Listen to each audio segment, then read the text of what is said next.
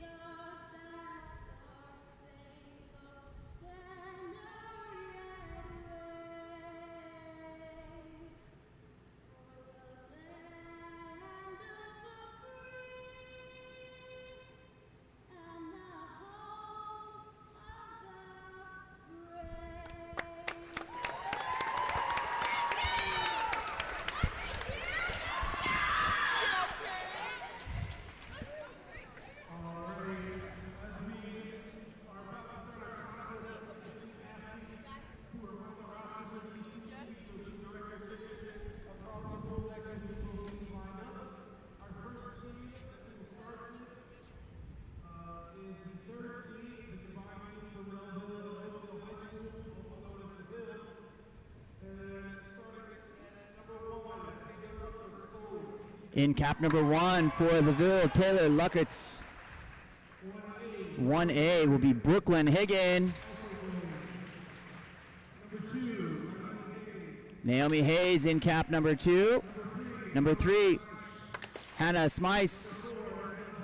Number 4, Annabelle Brandt. Number 7, Miranda McRae. Number 8 will be Katie Lohr. Kaylee Wynn in cap number 10 gets a cheer. Number 11, Alexa Matischek. Number 14, Cecilia Phoenix for the Ville. Number 17 will be Rose Batten. Cap number 18 will be Olivia Altice, excuse me. Cap number 20, Gabriella Mayer. And in cap number 21, Haley Conaway. The Ville here in the Whitecaps.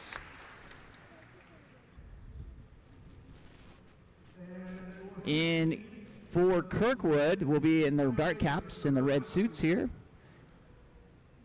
In cap number 1, Margaret McFeeters. Cap number 1A will be, in cap number 2, Olivia Allen. Cap number 3, Abby Graff. In cap number 4, Layla Shaw. In cap number 5 will be Scarlett Adams. Cap number 7 will be Chloe Inyon. In cap number 9 will be Claire Trask. Cap number 10, Anna Hubner. Cap number 12, Sabrina Chapman. Cap number 13, Maggie Williamson.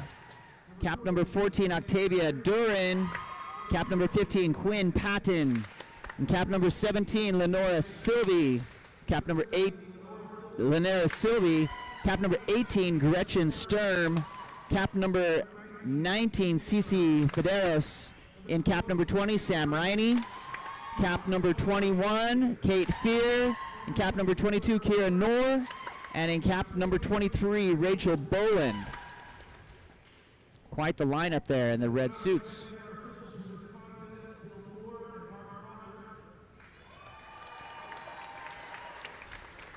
We would also like to take this time to recognize and request a round of applause for Mr. Bill Moore as he concludes his 50th season of water polo. 50th season of water polo. Wow, holy cow. He barely looks 50. He started when he was 3 years old.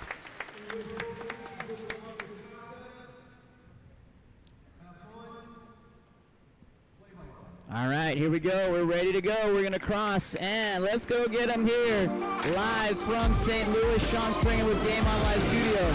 We're going to get reset and get ready to go for our game broadcast right after this.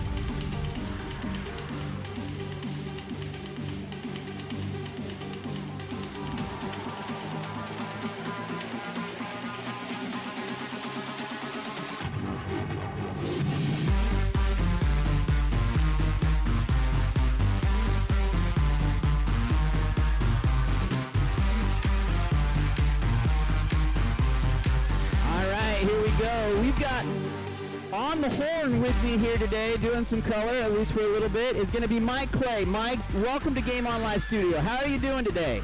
Doing great. Thanks for having me. Fantastic. Exciting to have you. We've got in the white caps, we've got the Ville, and in the dark caps, we have Kirkwood. What are some of the key matchups that you're looking for as you're watching these ladies here today? So the big matchups to keep an eye on. The Ville has a absolute star of a shooter in Alexa, number 11. She is an all-around athlete. She's strong, she's smart, she can shoot from all over the pool, and when given that opportunity, she will make the most of it. Fantastic. Well, let's get down to business here as we come into center. That ball is going to step out to aforementioned Alexa Matoshek, and she's going to kick that ball back out to Kaylee Wynn. Wynn goes on the cross over to number 18, Olivia Altes. Shot and goal. Lights it up early here on the goal from number 7, Miranda McRae. Let's take another look at that. As she comes in, it's going to come on this crossing pass coming from Wynn. Goes on the cross. Big look onto that outside. And just, camping out there at 9 meters, why not put it in the top corner? Not bad. Kirkwood's going to get their chance. That's going to be come in, and that's going to be swept away by Taylor Luckritz. She's going to swim that out under pressure. Going to be picked up by Wynn. Wynn looking forward. Coming up into that half court, comes into center, number 11, Alexa Matoshek. Matoshek is going to have that ball swept away, picked up, and that's going to go back on the other way. Not sure if everybody missed this, but our referee there on the far side, this is his 50th season of referee service to the state of Missouri, and that's going to be an early exclusion by Alexa Matoshek. How's that going to affect the game? So Alexa getting into foul trouble would be problematic for Oakville for sure. And Taylor Luckritz is a really great goalie for the Ville, but we don't want to give open looks to them, especially with some of those strong Kirkwood shooters. Outlet comes out, and that's going to be picked up by number 14 for Kirkwood. That's Octavia Duran. Duran goes back to safety with Margaret McFeeters. Looking forward here with cap number 20, Sam Riney. That ball is going to be picked up by number 11, Alexa Matoshek, and that will be a timeout early. 30-second timeout. Looks like Kate Fear on the ejection or the exclusion penalty.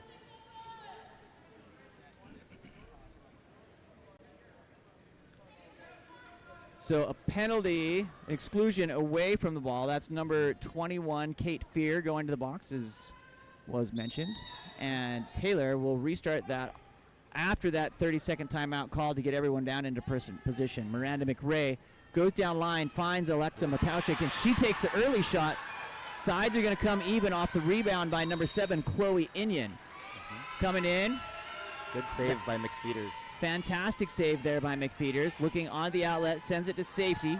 Ball comes up to number 21, Kate Fear. Fear being pushed out by Olivia Altis.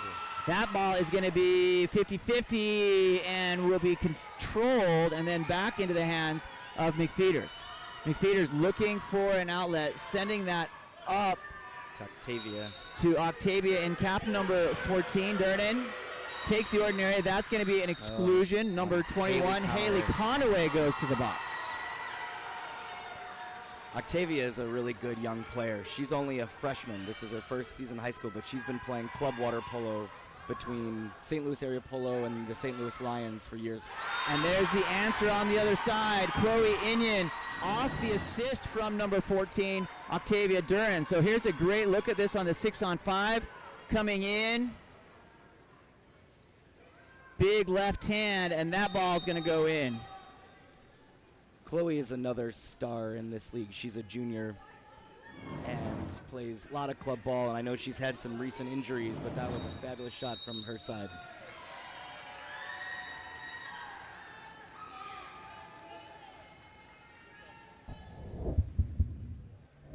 All right, back. Comes in, that ball is going to be picked up, and it's going to go back to number 10, picked up there by number 8, Katie Lauer. Lauer. Great jump by Sam Riney. Ball comes in. Altis is being pressured. 3:57 remaining here. That ball comes back out to Gabriela Mayer. Mayer has the ball controlled. She ends up with it. Here comes number 19, Cece Medros. Medros on attack, coming in, puts the ball in hand, comes in and puts it in the back of the goal. That's a great goal there by number 19, Cece Medros, to bring us 2-1 here early in this first period. As that clock's ticking through, you can see she's coming through on that replay and puts that ball in that far right-hand corner.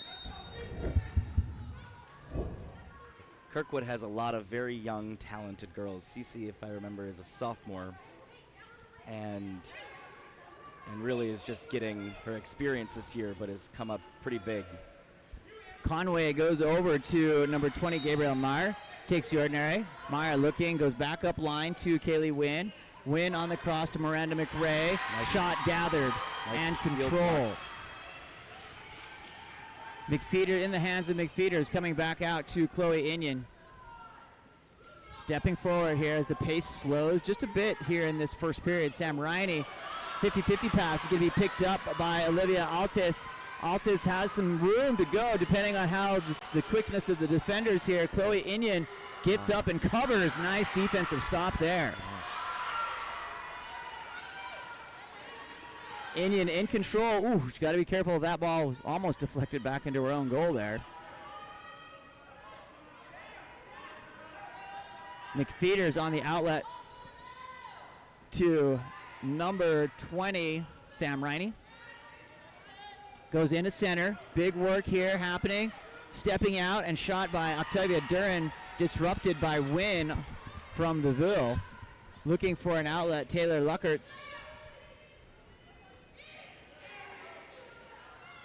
Inside, and that'll be an ordinary foul to Alexa Mauschek. Mauschek kicks out.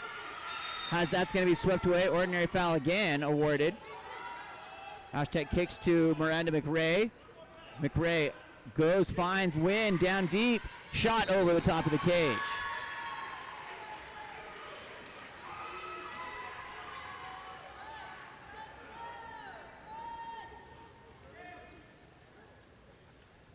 Ball comes forward up to number 20, Kate Fear. Fear looking, has entry, tries to thread the needle, and that's going to be an easy takeaway by Haley Conway. Taylor Luckertz on the outlet, sends it up to number 18, Olivia Altis. That will be controlled by Fear. Looking outlet for the Kirkwood Pioneers here, number 7, Chloe Inyon. That ball is going to be controlled and then kicked out to Sam Riney. She's coming down inside and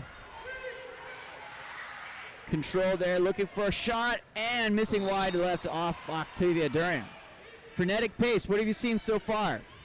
Well, you can tell that a lot of the more experienced players are really pushing the rush. Kaylee Wynn here is a senior. She's a great ball handler, and she finds another very experienced player in Alexa who actually won a state title with the Ville 2 years ago as a freshman. Wow, nice.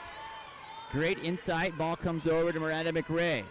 McRae stepping, has a nice look, and now goalie's going to step forward. Going to be a battle, and we'll stay on an ordinary foul here. No, we're going to upgrade that to an exclusion on the goalie. Number 1, Margaret McFeeder goes out. So 6 on 5 with 6 field players. Kirkwood drops 2 into the goal. The arms go up. Well coached there. Comes in, number 18, Olivia Altis. Looking on the cross over to number 20, Gabrielle Meyer. Win with the skipper in, and she gets the hype going here as it goes 2-2. Here with 44 seconds remaining in this first period. You can see as they come through, that ball's going to come cross, goes down line. Wynn just has to beat the blockers. No 2 hands there back in the goal because the goalie was sitting in the sin bin, and here comes Kirkwood with the ball here, 2-2, even through this first period of play in this third place game here live from St. Louis. Coming up, number 20, Sam Riney. That will be an ordinary foul. That ball goes inside to number 7, Chloe Inyon, gathered up by Taylor Luckertz. Luckertz looking for an outlet. Checking the clock, given permission by coach to move forward. Here they come, 12 seconds on the clock. They're going to go 7 on 6. On the end of quarter play here. Keeper number 1, Taylor Luckertz, looking to launch. And she had the gun to get it there. Just rebounds it and has to get it back with 2 seconds. Maybe waited too long trying to get it there. And that will take us through the end of the first here. 2-2, the Ville versus Kirkwood in their home pool. Sean Stringham and Mike Clay with Game On Live Studio. We'll be back right after this.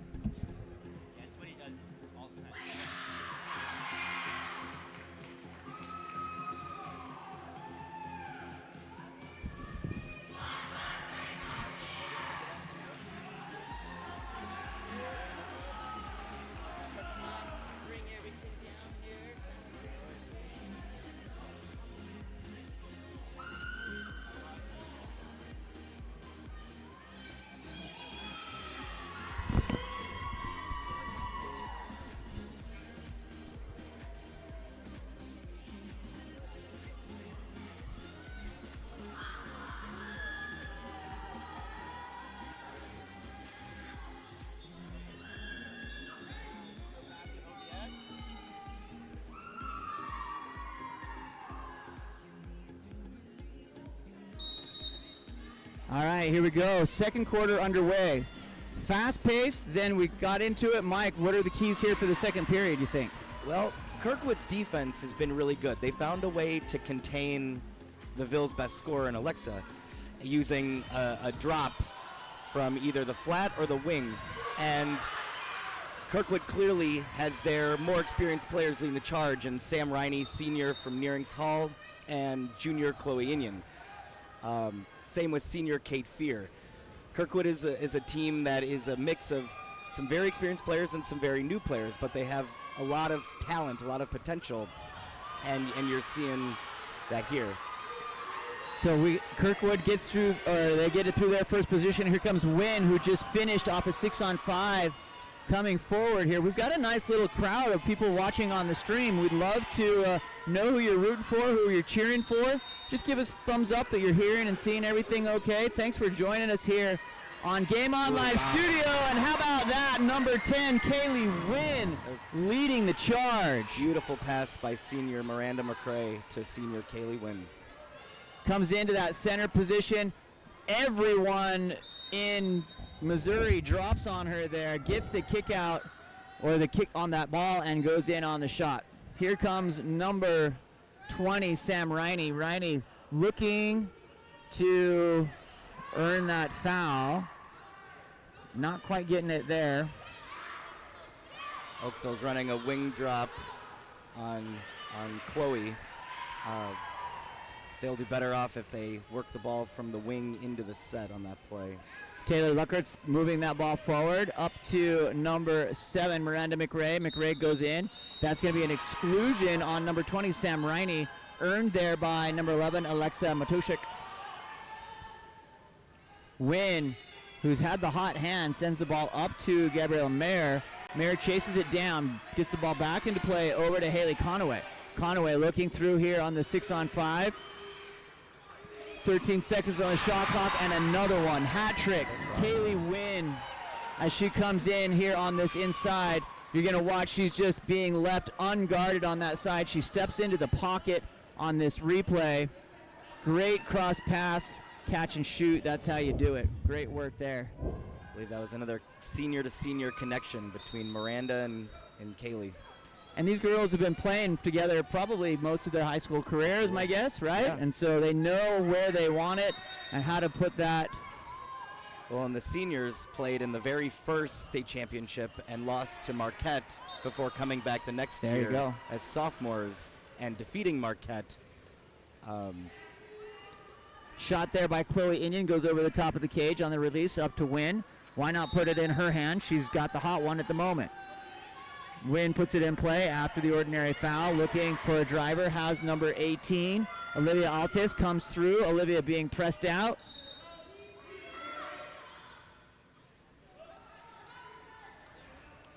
Miranda McRae with the lobber, puts it in. Very nice work there by number 7, Miranda McRae.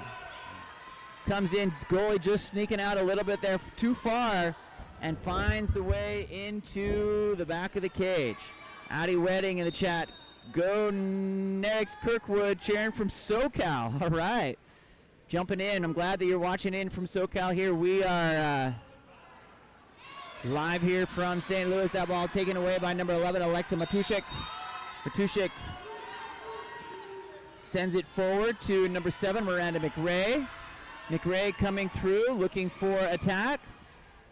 That ball comes in, finds number 4, Annabelle Brandt, and will be picked up by McFeeters.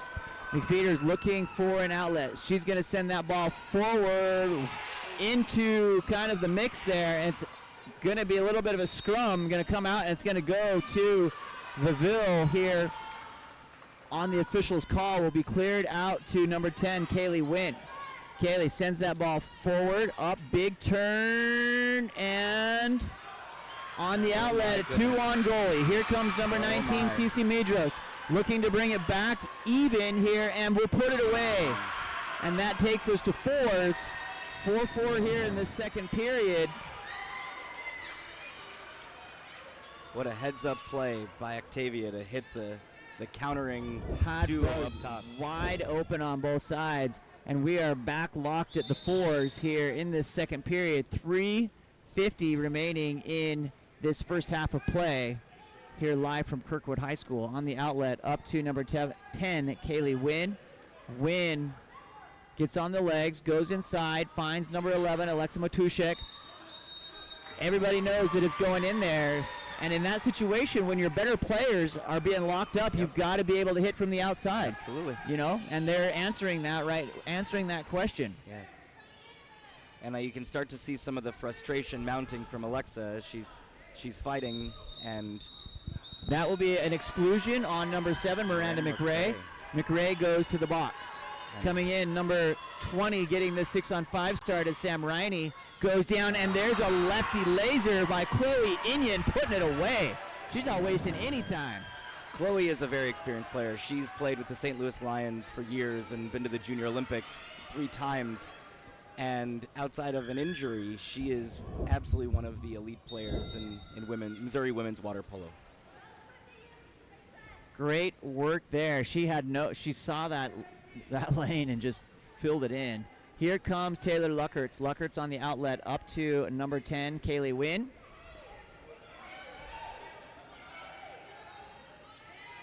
Wynn goes down to Haley Conaway. Conaway comes in, and that ball will be gathered up by Taper. Go ahead. You have to take those kind of shots, though. If you're going to be double taming Alexa, you have to shoot from the outside. Yep, you got to open up to break that press. Give your center some opportunity. Here comes number 20, Sam Riney. Riney goes in, has a driver in number 7, Chloe Inyon. Inyon gets up again, tries to answer. Rebound picked up there. Hardest thing in water polo right there for the goalie to block that shot and gather it for the rebound. Taylor Luckerts looking for an outlet. That was a fabulous save by Taylor. Ball comes up, finds number 11, Alexa Matuszek. Ordinary foul. And the driver on the weak side. Goes back to Miranda McRae. McRae stepping in. Shot right off the body there of keeper Margaret McFeeters, off the shot from McRae. Yeah, it's probably not where Miranda wanted to put that ball, right in the chest of it's hard. She gets the block, but she didn't have to do much other than just exist there. It's pretty hard to throw it through the goalie. That's going to be an exclusion on number 7. McRae is going to go to the box. Second in just a couple minutes. She's going to have to be careful now. McRae goes down line, finds number 10, Anna Hubner. Hubner, excuse me. That ball goes in, and a goal by number 20, Sam Riney. Sam is a nice player out of Nearings Hall who partnered up with Kirkwood this year. She was part of the state championship team last year when Ladue and Nearings partnered up. And Sam is a very dependable defensive player, but that was a fantastic outside shot. And beautiful bar in, just wrapped off that bar and in. So ball back at keeper. Luckerts sends that ball forward to number 21, Haley Conaway. Conaway goes inside. Here's an opportunity. That's going to be an ordinary. Still fighting after that ordinary. She's going to clear that to Mayer. She's going to shoot and knocked down by the keeper here for Kirkwood, Margaret McFeeters. Looks like big outlet here. Finding and tracking into that ball, number 21, Kate Fear. Fear looking, taking pressure from number 18, Olivia Altis. She takes the ordinary foul. On the cross, up to number 20, Sam Riney. Shot over the top of the cage. She just leaned back too much. When you send it high over a goal, typically you're leaning more backwards instead of leaning more forwards on the shot.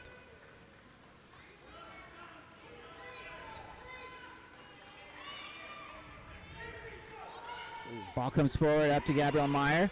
Meyer on the cross. Goes over to number 10, Kaylee Wynn. Wynn takes the ordinary. Has a direct shot available, puts it in play. She's hit from there already today. Beautiful read to Haley Conaway. Has a one-on goalie off the post. An own goal off the head. My goodness. Nothing you can do there but just be unlucky. Nice moment of sportsmanship by Haley right there, checking to make sure Chloe is that okay. Was a header of all things there, for sure. They're teammates in the off season, so I'm sure that nobody wants anybody getting hit in the head with a ball. So nice moment. At least it was a nice header position, like a soccer ball. Maybe not quite ready for it, but if that was coming in from center on a goal in soccer, people would be going crazy. On the outlet, Riney goes inside to number 14, Octavia Durnan. Checking the clock, puts it up over on the lobber.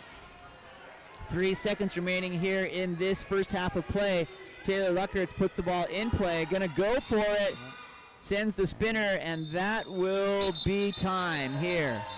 My goodness. So after our first period of play, what are your key takeaways, Mike?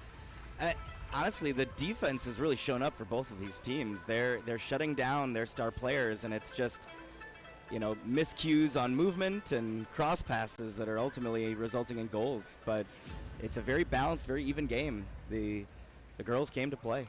6-5 here, so a 1-goal game.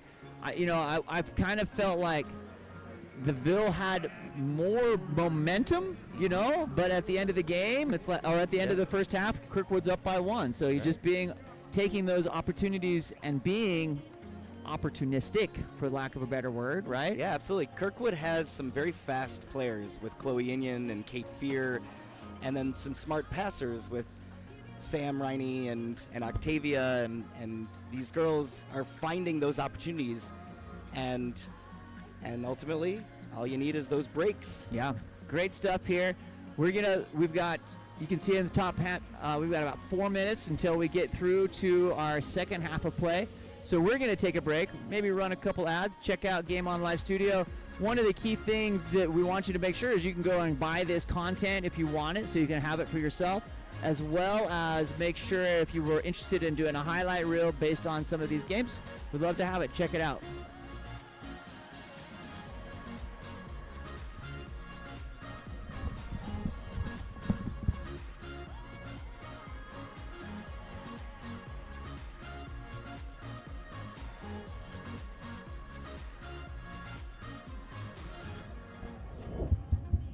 Phillips, who puts one away. Are you looking to level up your recruitment experience? Look no further than Game On Live Studio. Capture the most epic moments from your season with our professional highlight reel service. Our talented team of editors will transform your gameplay footage into action-packed, adrenaline-pumping reels that showcase your skills like never before. Shot blocked down by Paige Elder.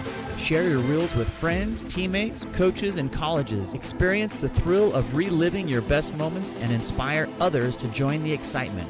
Game On Live Studio, where epic athletic moments come to life and help you succeed.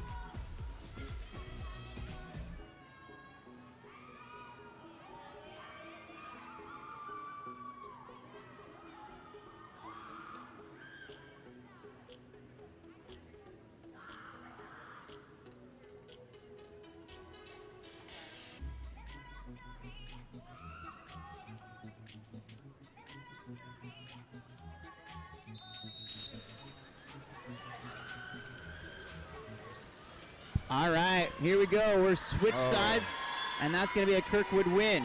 So our scoreboard was incorrect. We clarified the Ville 6, Kirkwood 5. That does feel a little bit more right. that feels better. Sorry about that. But still, the fact that it's still a tight game. It's here. still that close. And Kirkwood's strength is definitely their swimming. So if they can get a tired Ville, they could really make a run on this game. Ooh, big step out and goal by number 11, Alexa Mataushik puts it away. Great fade out. Nice turn. Wow. Yeah. Tammy Craig would be proud of that one. That was her classic move. And now you see why most teams that play the Ville have to double team her, because she's got some moves at a 2-meter spot. Let's see. She is a junior this year, so she's hoping to continue water polo into college here in my notes. And with moves like that, she'll get some looks for sure. Chloe Inyan comes in, finds number 14, Octavia Duran. Stepping shot by number 27, Sam Riney puts that one in, or puts that into the goalie, excuse me. Taylor Luckert's looking for the outlet.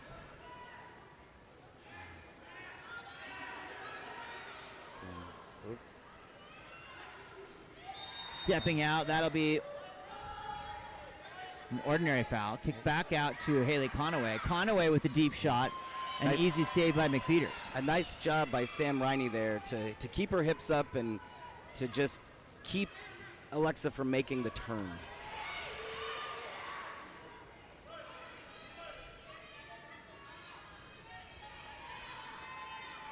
Ball goes down, finds number 20, Sam Riney. Ordinary foul. Has a direct shot. That's deep, though, at half tank. Yeah, that would be a far one. Comes in, and that's going to be a picked up pass there by cap number 7. Oh, it looks like Chloe's chasing the goalie that one a little. down. Taylor Luckertz gathers, looking for an outlet. Referee waves him on, get him back into play on the outlet up to number 10, Kaylee Wynn. That takes an ordinary foul. Wynn takes her time to put the ball in play. Shakes it off. Coming in from behind, shark attack. Ooh. Ball cleared back out to Miranda McRae. McRae stepping in just in past half. Coming in looking to shoot over the top of the cage. That wasn't that far off. Yeah, she had a gun on that one and just literally bounced it off the top there. I mean, if they're able to put shots on cage from about 8 meters out, it's going to make it very hard to drop. Yeah. Comes in, Chloe Inyan takes the ordinary. Ooh. Oh. Shot off the crossbar. Rebound comes Taylor in takes. and picked up by Taylor Luckertz. That was almost very bad for the Ville. It fell right in the hands of Sabrina Chapman, another senior from Nearings, but she wasn't able to complete it. Ordinary foul. Nice Comes job there to get that to ordinary number 11, foul. Alexa Mataushik. Comes into number 20, Gabriel Meyer. Meyer comes in trying to get the step out, and that's going to be an exclusion for sure. Yeah. Ended on number 20. Sam Riney goes to the box after unintentionally hitting on that head, and a timeout called by the Ville. Yeah, you're starting to see that the Ville is putting Alexa in more of an isolation zone, trying to keep everyone back to help prevent the drop. So Kirkwood's going to have to decide if it's more important to come back and drop, or if they want to keep trying to press out top, because they're going to have to do one or the other. They can't do both when they're that far spread out. We'd like to take a just brief second here and thank our sponsors here for Missouri Water Polo. Without them, this stream would not be possible. So thanks for each of these as these are scrolling through on your screen here. We're here today for the third place and first place game coming up right after this, which you're coaching. Yeah. There we go. It's going to be double duty. It's going to be a matchup. It's going to be a matchup. What are going to be some of the key things that we're looking for in that first place game? I don't want you to give your strategy away here. There's honestly at this point the girls know each other so well. They play with each other year round. They've played against each other, but it's a battle of very solid teams. Marquette has multiple stars, but particularly their center, Nevaeh Kerber, and then their goalie, Olivia Brisky, is fantastic. Plus a young set with Cassidy Kerber. North is kind of led by Maren Huggy, who is a 2-meter guard, and Mary Roslinker, who is just a fabulous young player, sophomore, but very, very skilled. So it's gonna be a tight game. I have no doubt that it's gonna be a show. Well, I'm excited to watch it, but let's get through the third and fourth period here of the Ville and Kirkwood. So the Ville coming in off of 6-on-5 with number 20, Sam Riney, in the box here. They've got a 2-goal advantage, looking to extend that to 3. The ball's going to start back with Taylor Luckerts. Brings that ball up to number 7, Miranda McRae. Goes down line, finds Kaylee Wynn. Wynn taking the step in. Kaylee Wynn, big defensive presence there in the middle by Kirkwood as they come around. Lots of arms come in, and they still and Wynn with her 4th goal of the day puts that win on that bottom right-hand side. Well coached there. When on those 6-on-5s, you want to skip it right off of that line, underneath the arm of the blocker, and you'll see she does exactly that. Takes us 8-5 here in this third period.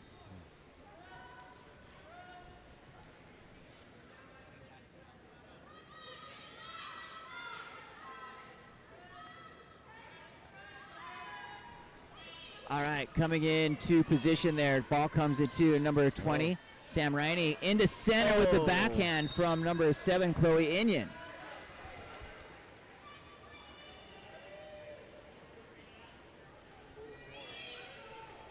Big outlet up to Gabrielle Meyer. Meyer looking for... Oh, what nice a steal by Chloe. Takeaway there by Chloe Inyon. One on goal. It has the defender coming up. Goodness. That's going to be a 5-meter penalty. Wow. That, Haley was chasing down Chloe, and they must have just got tangled. It definitely got tangled. It looked like she was trying to get in the right spot to get in front, right. But they just got tangled right at the end, and Chloe being in the strike zone, it's a easy call. Number 7, Chloe Inyon's going to finish here with the left hand and wraps it off Taylor Luckert's hands and head and puts that one in here. We'll get a second good look at this one.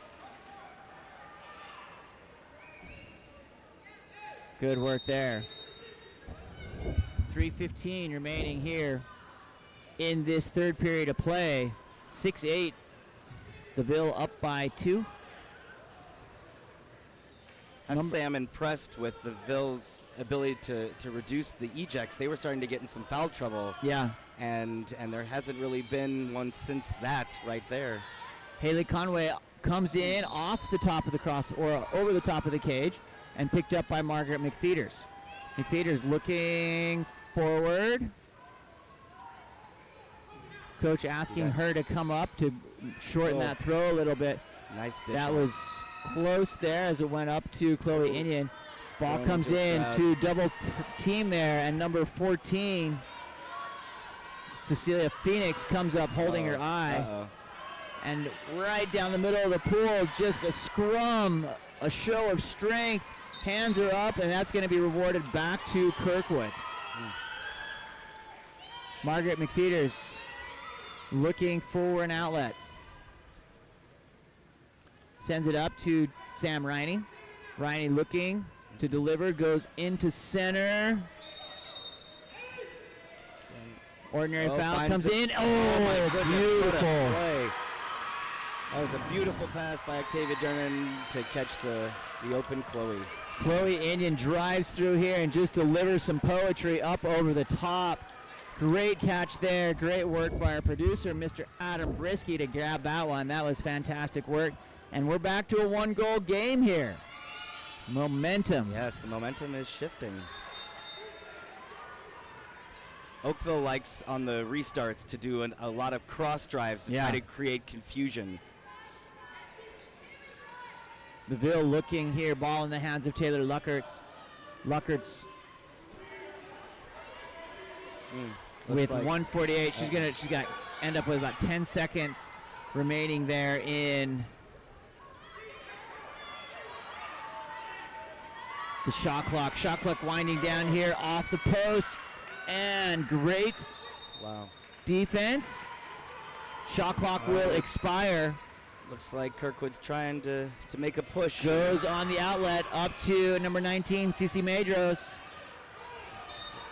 Cece will earn an exclusion, send number 21, Haley Conaway, to the box. That's Haley's third. I think she's out of the game. We'll watch for the red flags to go up. That is a hard loss. Haley There it is their best defensive 2-meter guard, so that may have issues going forward. Haley Conaway sends Kirkwood into power play. Sam Riney on the cross shot. Oh, beautiful stop. Cleared, still not safe. One more into the hands of number 11, Alexa Mataushik. Oh, they got Kaylee Wynn up here, but I don't think they're going to be able to make the pass. Miranda McRae coming forward, sends it up to Wynn. Goes one on goalie, up and over. Just disrupted enough there. Yeah. Frustrated with herself. The leading scorer for the Bill, showing why she needs to have a couple athletes on here. Number 3, Abby Graff here for Kirkwood. Oh, Kaylee's got goes Chloe inside again. Water. Oh, great. And that will be defense. ball under. Nice work there by number 18, Olivia Altis. Oh, Kaylee Wynn has inside water over here. Comes in, Wynn, slap down, and that's going to be an exclusion on, waiting for the referee's number. Number 14 goes to the box. Octavia Duran sends a 6-on-5 look here for the Ville. Up by 1 with the momentum swinging back and forth. Kind of at the bottom of the swing right at the moment as that comes through into number 4, Annabelle Brandt. Oh. Comes in, shot off that crossbar, and timeout called quickly. Yeah, that was a nice move by the coaches. Great work to clear that Yeah. ball out of space. I'm not sure how many timeouts do you get here in the championship game. Three full timeouts and a 30-second. So a I lot of believe timeouts, They probably okay. just did a 30-second Yep. right there. I noticed on that last defensive position, Kirkwood has pushed out onto Kaylee Wynn now to Yeah. try to keep her from shooting that outside shot. And with 3 seconds on the clock, ball's going to come up to the lethal lefty, and that will not quite make it. Taylor Luckerts controls there and takes us through the third period here, live from Kirkwood. We've got the Ville at 8, Kirkwood 7, as What a we game. get ready to go into this fourth period. You're getting your money's worth here in Missouri. Good stuff here. Sean Stringham and Mike Clay with Game On Live Studio. Getting hyped for your next game? Yeah, I'm getting pretty hyped. I think I might actually have to You slip gonna go off coach? here and go coach. But I'd like to say I'm super proud of all these girls. This is still a young league. Yeah. And we just started it. Actually, 2020 was our first attempt, and a group of coaches decided we were going to just make it work. And so seeing these games and seeing these crowds and the girls playing, I'm so proud of the area for supporting them, and so proud of the girls for showing just how exciting women's water polo can be. So, Well, it's going to be great. You're invited back anytime. oh well, thank you. It's been an absolute pleasure. Anytime, and let's get you to California for JOs, and let's get you to Texas. Yeah. We'll get you to do some commentary. I'm sure the Lions will be out at one of the places depending on how things fall. Well, you'll be out there with them. So All right. hey, Well, take care. great work, and we'll wish you luck in your next game coming Thank up. you. Have Appreciate it, guys. have a good hour. Mike Clay here, one of the local coaches, and really great in supporting Missouri water polo here. Been great. We're back right after this.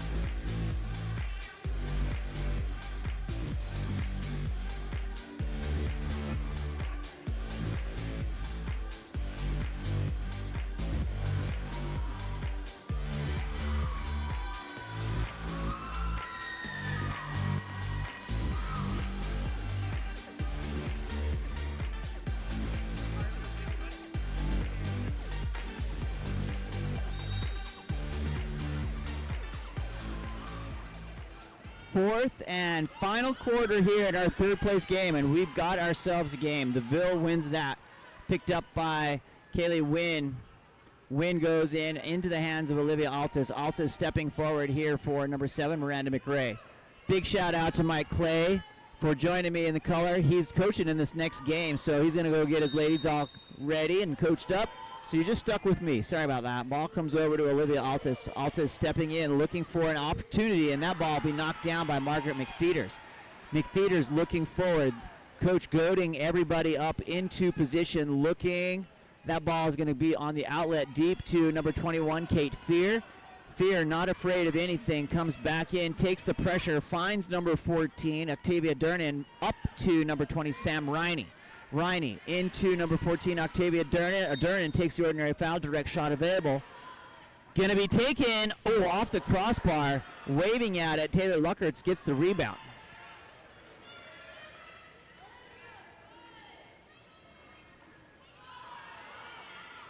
Coming forward up to number 11, Alexa Mataushik.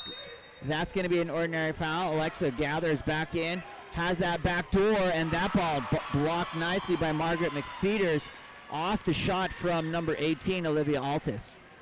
McFeeters looking for an outlet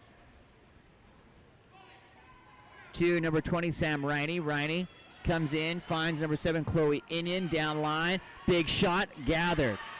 Both these teams starting to slow just a little bit.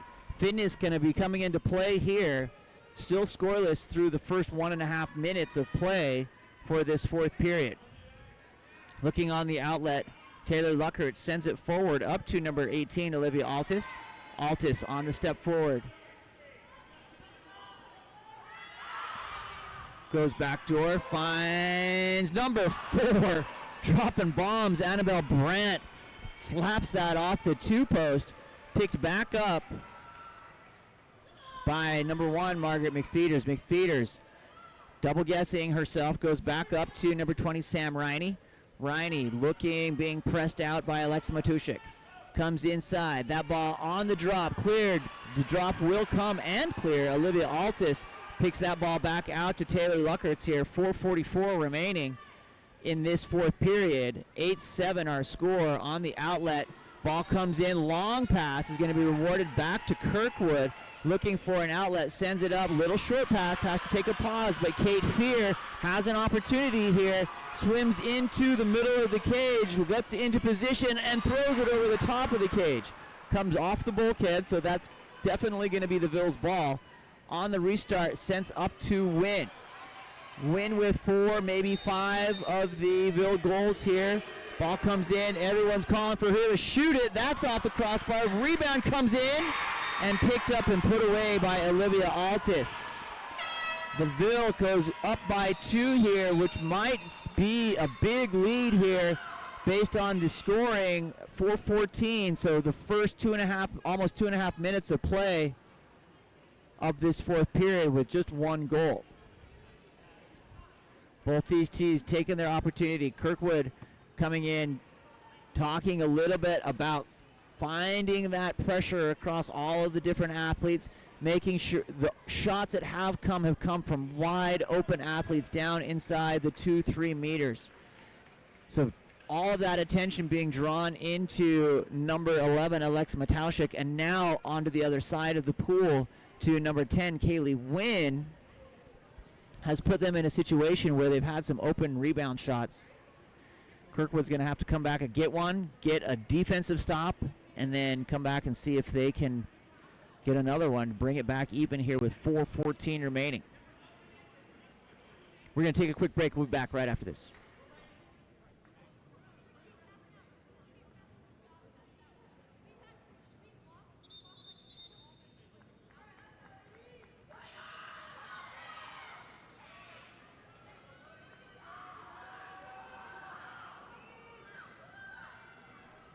Again, a huge thanks to our sponsors who've helped sponsor this stream here, brought us out.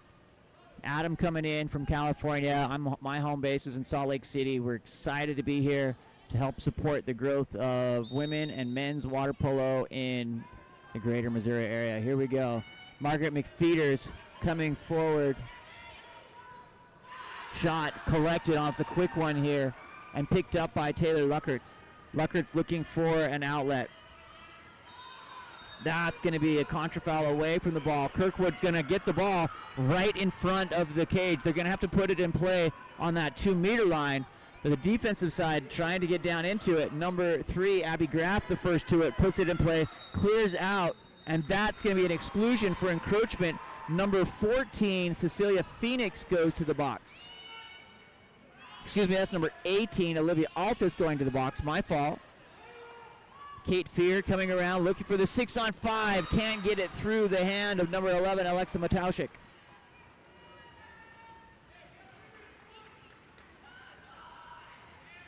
Outlet comes to number 18, Olivia Altus. The Ville up by 2 with 3:38 remaining here in this fourth period. Ball goes down to Wynn. Wynn into center. Alexa reaching for it. That's going to be an easy one. Number 20, Sam Riney, goes to the box, and timeout called by the Ville. And we're going to have to start counting those timeouts because I think that's close to their third, maybe their fourth. There's 3 full and 1 30-second timeout. Just want an opportunity to put a little icing on the cake here with 3:31. 3 goals seems like a big ask going into the last 3 minutes here. Thanks for joining us. Chat's been pretty quiet except for Addie Wedding, Missouri local out in Southern California. Addie, what? Woo, sorry about that. What are you thinking so far? You were in the state championship game last year, and now here you are watching from Southern California. How we doing? Give us a thumbs up. Give an athlete shout out. We've got a nice little crowd joining us here. We'll be back in just a couple seconds.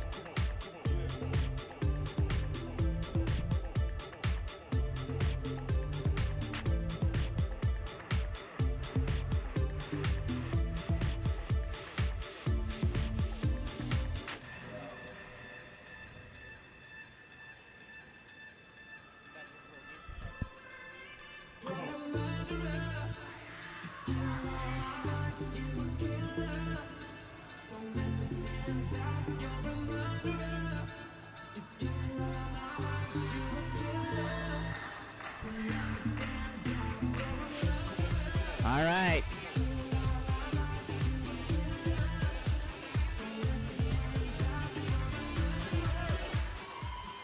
.331 remaining here in Missouri in this third place bronze medal game between the Ville and Kirkwood here at Kirkwood High School. Sean Stringer with Game On Live Studio, making the trip out to give full coverage here of these medal games for both the men and women. We're doing men tomorrow night. Taylor Luckerts comes forward up to number 4, Annabelle Brandt. Brandt to number 18, Olivia Altus. Altus back to Brandt. Good shot, and there it is.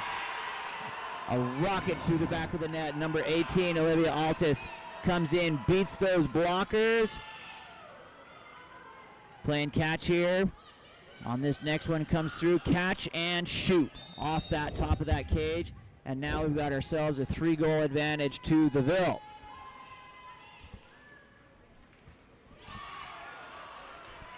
Cleared up, number 19, Cece Medeiros comes through, working to get free. There's number 7, Chloe Inyon. Chloe off the top of the crossbar. Taylor Luckerts. Big throw on the outlet to Alexa Mataushik out in the open. Oh, nice little hitch and go, and bounces it off the top of the cage. Margaret McFeeters with the ball, looking for an outlet. McFeeters sends that down into Chloe Inyon. Inyon finds number 14, Octavia Dernan. That's an exclusion on number 7, Miranda McRae. McRae goes and will kick as on that kick out. Cece Medeiros comes in and shoo! Wow, puts it in, gives the A-OK, and great shot there by number 19, Cece Medeiros. You can see her just stepping in on her legs there, finds the angle and beats her off the cross. Gets it back to within 2 here with 2:37. Definitely not outside the realm of possibility for Kirkwood, but Time for the Ville to slow it down, control, and let that clock tick. And they're doing exactly that. You can see the keeper just holding that ball. Everyone else waiting for the outlet. Here comes the outlet. Nice pass up to number 4, Annabelle Brandt. Brandt knocked it out, and that's a best case scenario there for the Ville as it goes on a 2-meter restart off the hands of Margaret McFeeters on the block. Want to try to control that one back into the hand. Short pass picked up by Alexa Mataushek, and that will be an ordinary. Comes back around to Olivia Altis off the crossbar again with a heavy shot there. Comes in, gathered by Naomi Hayes. So the third set of shot clocks here for the Ville is exactly what you want. Time just ticks under 2 minutes. Goes down line to the dangerous number 10, Kaylee Wynn. Wynn takes the ordinary. He's going to be asked to bring that ball outside the 2-meter. High school rules still don't have that crease box being assigned yet, so it's just a flat 2-meter line. That is picked up, shot by number 11.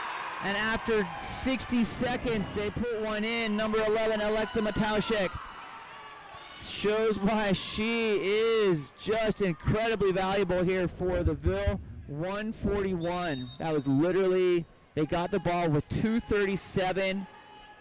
Kicked off a full minute of time off the clock. Incredible. Chloe Inion looking, comes in, takes the pressure. Finds number 19, Cici Medeiros. Medeiros takes the ordinary, has a direct shot available, goes into center, kicks back out, has an opportunity here. Cici clears to number 4, Layla Shaw. Ricocheted off the cage, comes in, and will be a scrum. Ball under is the call. Picked up by Medeiros. Medeiros clears to number 7, Chloe Inion. Another exclusion. This one's going to be to the head. Number 18, Olivia Altis. That might be her third. We'll have to check on that. Ball loose in front of the cage. Picked up by Kirkwood, Kate Fear. And Taylor Luckerts hangs on.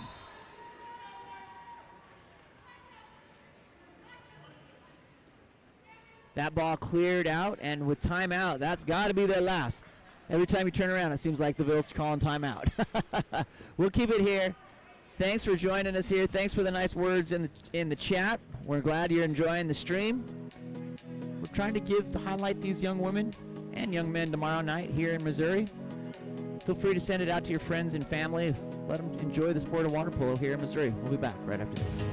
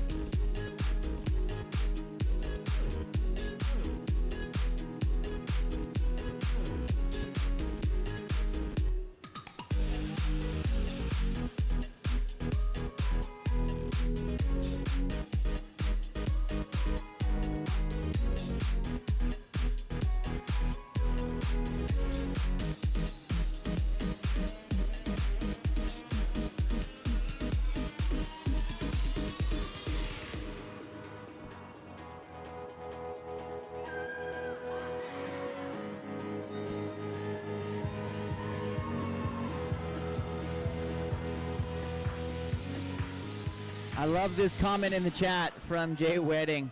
Missouri water polo has arrived. Goals in St. Louis. I love it. I'm excited to be here in St. Louis. We'd love to come out and do any tournament we can do in the St. Louis area. I've got lots of friends in Missouri water polo. Such a great community. And hang tight after the game. We're going to do athlete interviews, press conferences with members of both teams. So don't go anywhere. After that, we're going to give these young ladies an opportunity to talk about the game and give them a little screen time. How about that? It'll be fun. Hang tight. Taylor Luckerts is just going to hang tight with the ball. She's got 15 seconds to kill of the 45. About 31-ish seconds separate that That ball's going up to Olivia Altis.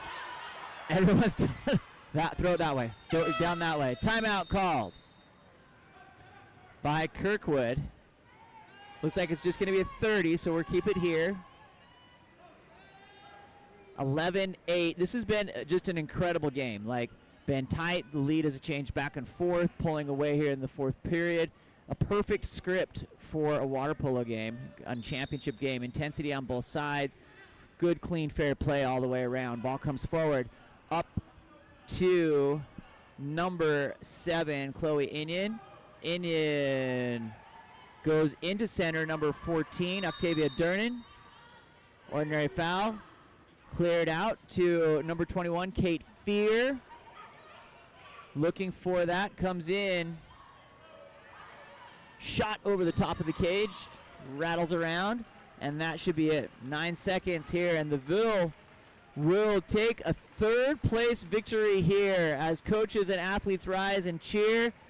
4-3-2. Congratulations to the Ville here in their third-place finish, and congratulations to Kirkwood on a fantastic game on their fourth-place finish here in their home pool. Like I said, don't go anywhere. We're going to have a few athletes for a little press conference before after each game, and then we are about 12 minutes from the start of our first place game. So good stuff happening here in Missouri. We'll be back. We'll get our athletes rounded up, and we'll be back right after this.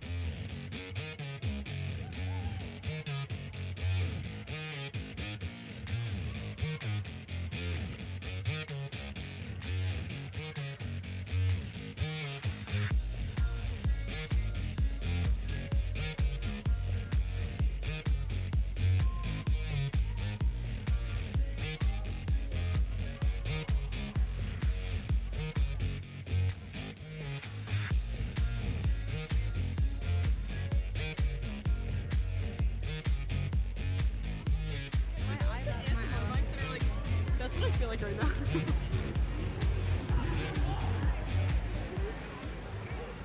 Ladies, congratulations. Thanks for joining me here, Game On Live Studio. We're live here on YouTube. We just finished the third, fourth place game for the high school state championships. You're probably not on the side of the victory there that you wanted to be, but let's just go through. Give me your first and last name and something that you learned from the game. I'm Chloe Inyan, and I just learned like teamwork basically. We all just like, as the game went on, worked better as a team, I guess. We all like communicated better, and I think we did like, personally, from starting off 6th, ending 4th, I think we did good as a team. That's great, yeah. My name is Octavia Durnan, and like overall, I think we've definitely learned how to play better as a team and like get to know each other and get to like communicate better and learn how to do that. And it looks like you guys can help each other, and like you're working you're working out on all of that. How about? Okay, I'm Margaret McFeeters. I think from the game that I learned that we need to communicate more. I mean, I love this team and I am so happy to play with them, win or lose, but I don't know, I think communication could have been better in the game. Yeah. I'm Sam Riney, and from this game, I think I learned that we can work hard throughout the whole game. I think we gave it our all from start to finish, and I think that overall, although we didn't get the win, I think that we had an incredible season, and it was so much fun. Tell me a little bit about your season. What were some of the key moments of your season that like really brought you together as a team? Well, I think when we played Marquette and we only lost by 2, that was like oh my gosh, we can do this, we can play hard teams. I think we started out, like Chloe said, we started out 6th and we ended 4th, so we definitely beat everyone's expectations. And this was our first year playing Narings and Kirkwood together, so I think we just had a really successful season. That's fantastic, right? And someone said that you went from the 6th seed up to a 4th seed, like jumping up, moving up. Look at those big smiles. That's something to be proud about, right? Tell me about Missouri water polo. Like, I'm here, spend a lot of time in California, from Salt Lake City, Utah myself, but what's the scene here for Missouri water polo? Honestly, as like a community, we're definitely growing bigger. We went from like having barely any teams to like having almost 12. We have 9. We have almost 9 teams, which is a really big step in like, especially girls water polo, when it's like unrecognizable. But it's just definitely grown throughout the years, I'd say. And we're still like a small community, like everyone knows each other, everyone's friends with each other, which like is really special. Yeah. Go ahead. Oh, sorry, Octavia. Go ahead. Go ahead. Okay. Well, I'm a junior, and this is our 3rd year of having the team. So freshman year is our first time ever having a girls team, and it was the first time for a lot of schools. So it's really advanced from there because we only had 8 people 3 years ago, and now we have like a 20-person team. So that's great. Yeah, you have a huge team. Like, yeah. you know, like you looked over there, it's like there's a lot of red over there. That's good stuff. It's definitely growing, which is really fun to see because like girls water polo has not been a high school sport like forever, just like guys water polo has been. So fantastic. Oh, do you have something? Well, I just think I started my sophomore year. I'm a senior now, and I think I already seen the sport grow. Like, I didn't know what water polo was freshman year. Now we have 9 teams and 13 schools are represented through co-ops and stuff, and so Missouri water polo is definitely growing. Fantastic work. You guys have been fantastic. Real quick, we're going to go right down the line. Give me a shout out. Who do you want to shout out? I'll do mine. Okay. I'd like to shout out Margaret McFeeters. Okay. Here we go. Who you got?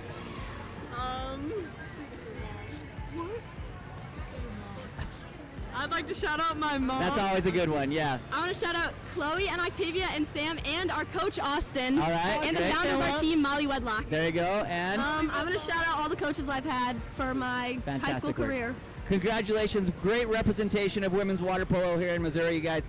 We're going to cut here to our main cam, and then we'll bring in the next team. Thanks, you guys, so much. Great job. Well done. Oh my goodness.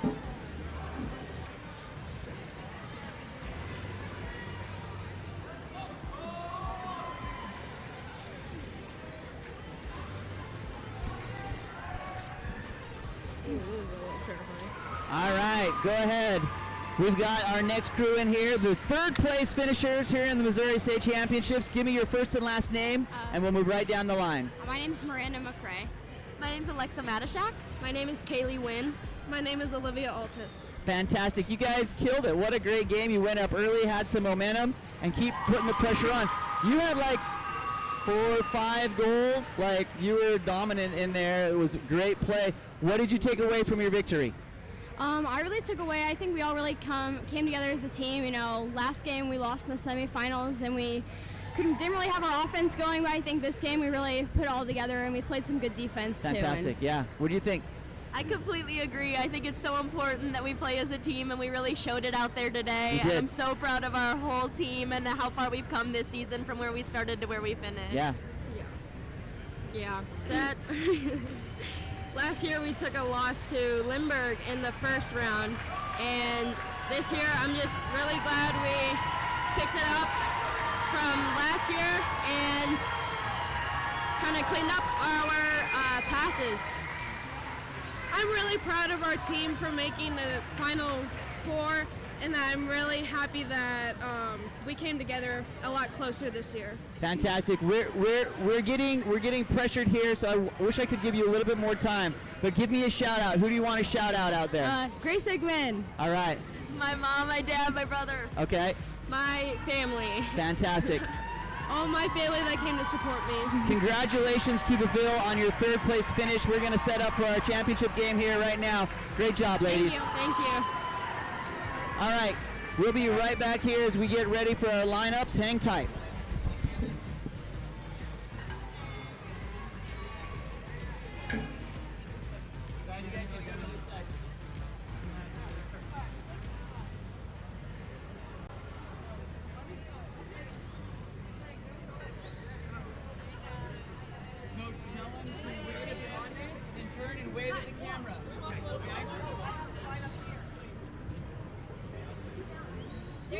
Okay, so one goes in the middle.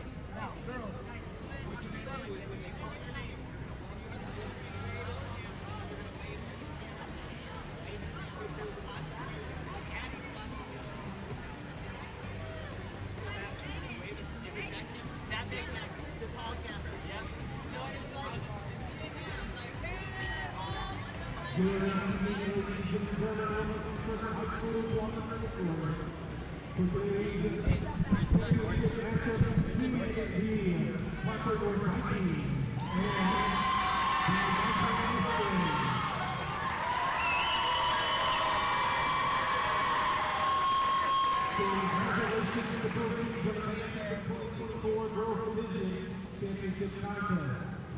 Prior to the start of the contest, we will introduce our student athletes and roster of the two teams. We will start with the number 2 seed in this year's postseason, the Vikings of Parkway North High School.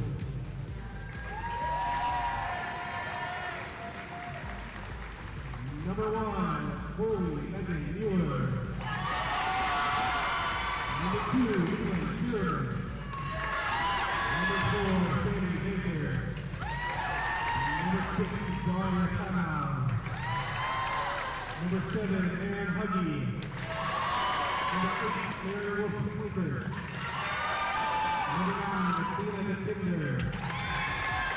Number 15, Scarlett Blake. Number 17, Caitlin Schurer. Number 18, Anna Campbell. And number 21, Anna Wyman. The Vikings will be coached by head coach Norm Rich.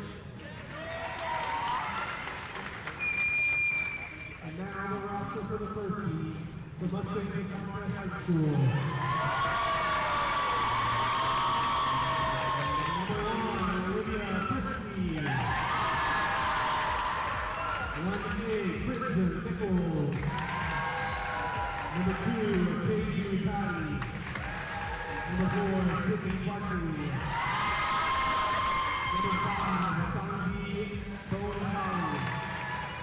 Number 6, Edie Smith. Number 7, Greta Whitehop. Number 8, Alexia Montecone. Number 9, Ira Sattler. Number 11, Tukia Lottie. Number 12, Todd Wall.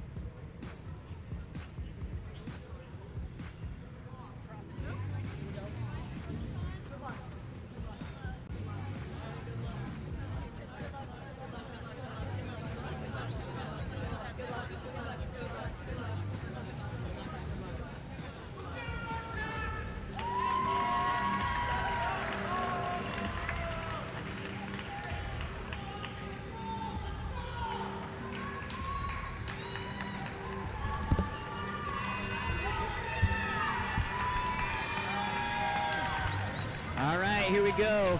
We are just about ready to get underway here for our women's championship game, live from Kirkwood High School in the greater St. Louis area. In the green caps will be the team from Marquette, and in the white caps, the team from Parkway North here in our championship game. You can see we're almost at standing room only here as we get a tour of our facility.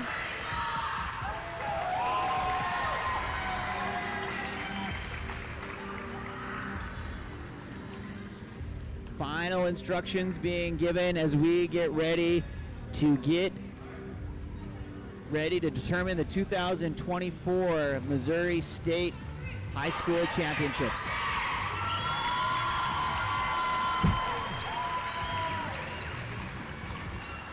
All right, coming back in. This guy here.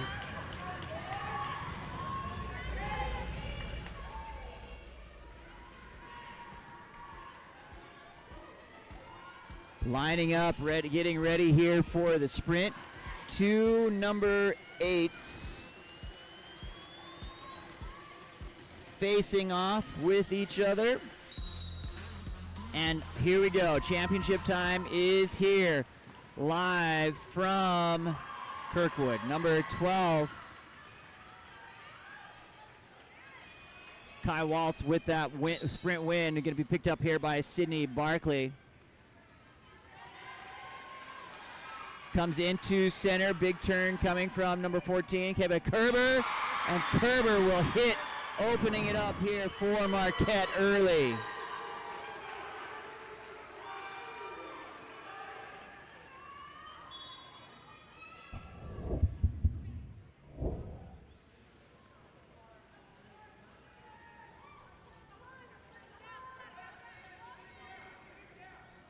Number 7, Marin Huge, coming forward, looking over wide to number 17, Caitlin Sherman. Sherman goes down line, back up to Sherman, takes the ordinary foul at the hands of number 4, Sydney Barclay.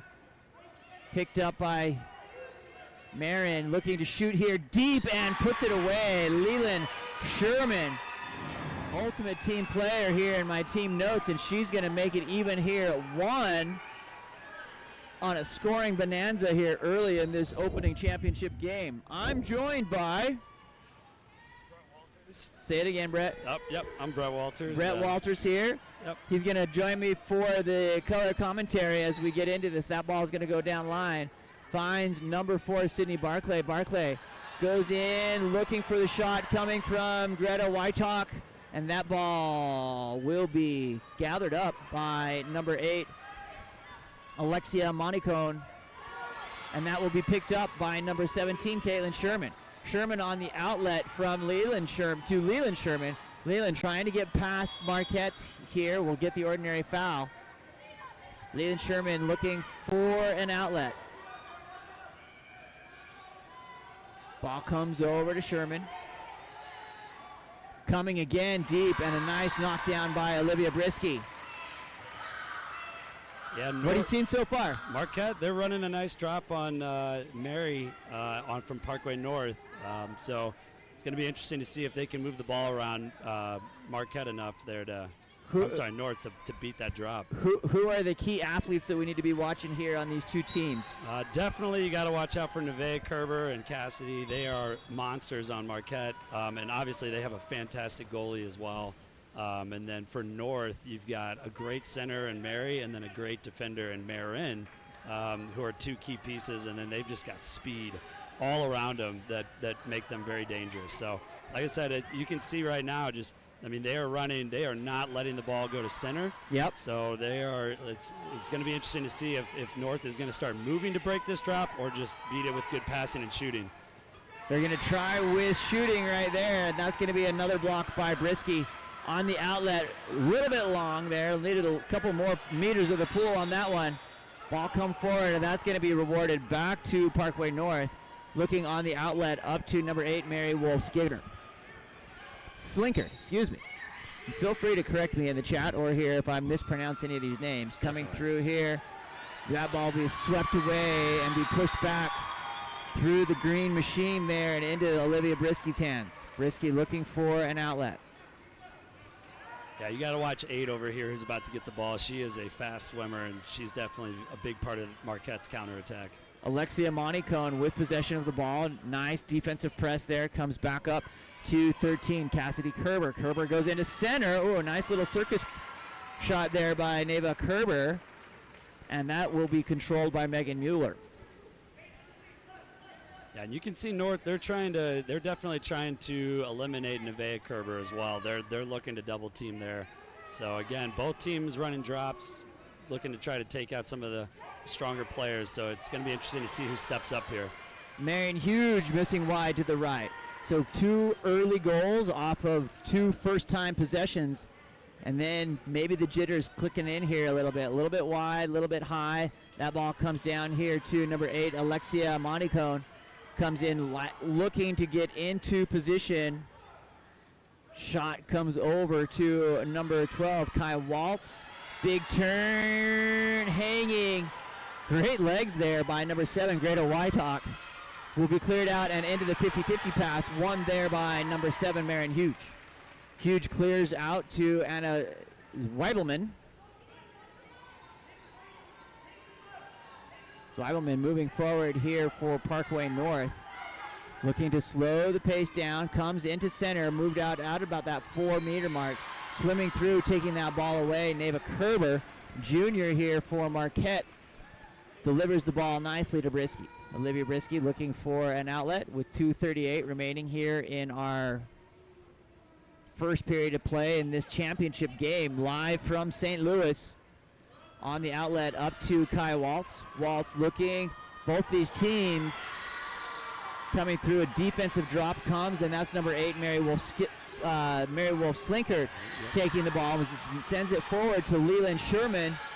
Sherman coming on the chase, coming in. Nice disrupt there by number 4, Sydney Barclay, and a block by Olivia Brisky. Olivia Brisky looking for the outlet. Ball picked up, cleared by number 21, Anna Zweibelman. And that ball will be picked up by Kai Waltz. Waltz looking for the knockdown. Ball picked up, crowd going crazy. Shot and goal by number 13, Cassidy Kerber. Good passing. Yeah, I think this game's going to come down to turnovers. You can see Parkway North is getting ready to go counter there, and they just gave it up. Yeah. That's going to come down to turnovers, and I also think who counters here? Who counters well?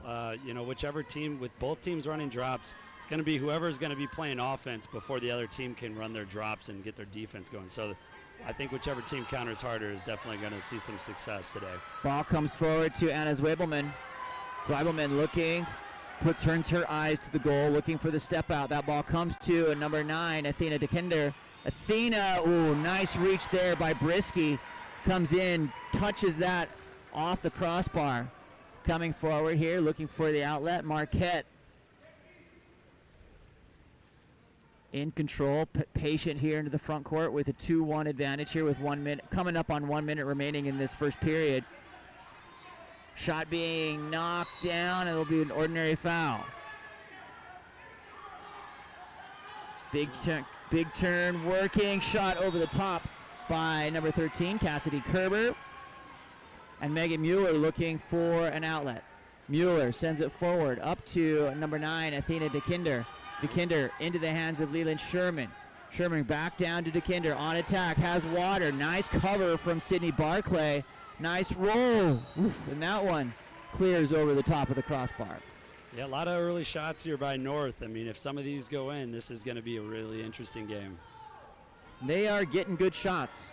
Great defensive effort here by Brisky and added in by her team. Neva Kerber looking, takes the ordinary foul. Neva into center. Nice step out there from number 13, Cassidy Kerber, sister to sister, and into the hands of Megan Mueller as Parkway North holds here, looking for that outlet up to number 9, Athena DeKinder. DeKinder checks the clock. It has 7 seconds remaining. Comes in off the cross and missing wide to the left.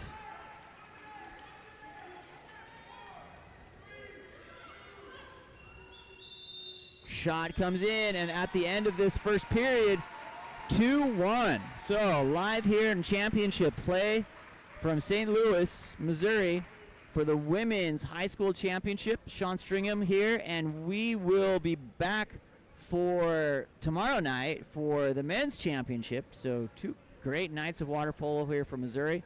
Huge shout out to our sponsors that are coming in. What were your takeaways from that first period of play?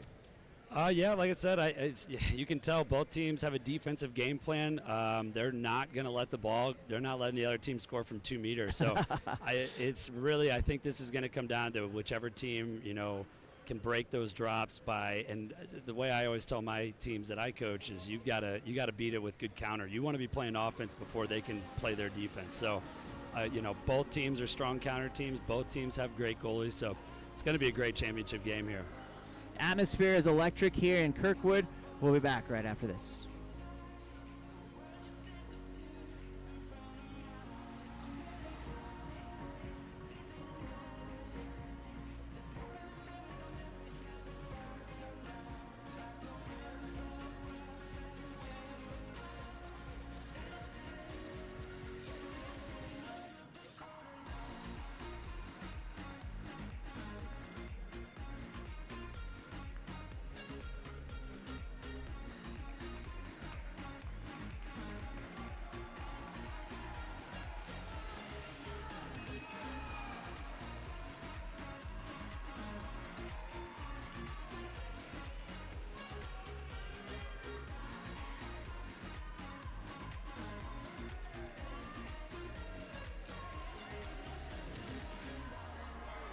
Okay, back here for second half action, Marquette and Parkway North. Thanks for joining us here. Second quarter about to get underway. And there we go. Ball drops here at the center of the pool and right in front of our broadcast booth into the hands of Kai Waltz. Waltz comes in, finds number 4, Sydney Barclay. Barclay takes the ordinary foul. Barclay goes over to number 13, Cassidy Kerber. Kerber goes down line, finds number 14, Neva Kerber. Neva working back, takes the ordinary foul, gathers, looks for the entry. There it is. Finds number 4, Sydney Barclay. And I believe that's our first exclusion of the game. I could be wrong. Yeah, I agree. And you can tell Marquette, they're trying to isolate Nevaeh at the 1 there and see if they can get a turn and shoot. But yeah, see who if they can convert here on this power play. Ball comes back up to number 12, Kai Waltz. Kai with the shot knocked down, gets a hand on it, number 9, Athena DeKinder. Looking for a quick outlet, into trouble, and it's going to be number 14, Nevaeh Kerber. Sides come even, but Marquette's going to get another look at the offensive side of the pool here off the bad pass. Cassidy Kerber from deep, call it 8 meters, puts that one away, and Marquette goes up 3-1. Yeah, Cassidy Kerber is not someone that you want to leave open on the outside. Yeah, absolutely not. Like I said, the 2 big pieces you got to really watch out for on Marquette is Cassidy and Nevaeh. So, you got to have a hand on those guys. Great look at the replay there. She just sized up the situation and put it away. Leland Sherman comes in. So North looking to get back into the action here And that's a nice takeaway from number 14, Nevaeh Kerber. And again, going back to that last goal, it was another turnover off of a shot. They're forcing things. Right. You know, they need to North's got to slow down when they get the ball back, and they're just panic passing a little bit there, and it's given those second opportunities to Marquette. Nice takeaway on the defensive side. Works, and that's going to go to North's advantage. Number 17, Caitlin Sherman. Nice comment in the chat about how much the girls' game has grown in such a short time. I know that's exactly the goal here of this Missouri Water Polo Board, to get some great exposure. And how about that one? Number 17, Caitlin Sherman puts it in from deep. Yeah, that's another arm for North that is very Great dangerous shot. from the outside there. Great shot. Brings it back to within one here. 2-3 our score in the second period, 5:22. Our first game, just an incredible game, and you coached on the winning side of that last game just an hour ago. Yeah, it was awesome. Congratulations on the third place victory there. Yeah, we're proud of our team. It's been a good season for us. So And there is growth, and we have someone coming in. Nice smart read play. by Brisky. Olivia Brisky just takes the risk, earns the reward. Yeah, she read that all the way She through. did. She knew it was coming. I mean, she watched the eyes of the passer. She's got amazingly high water polo IQ, so great play. Comes inside, ordinary foul.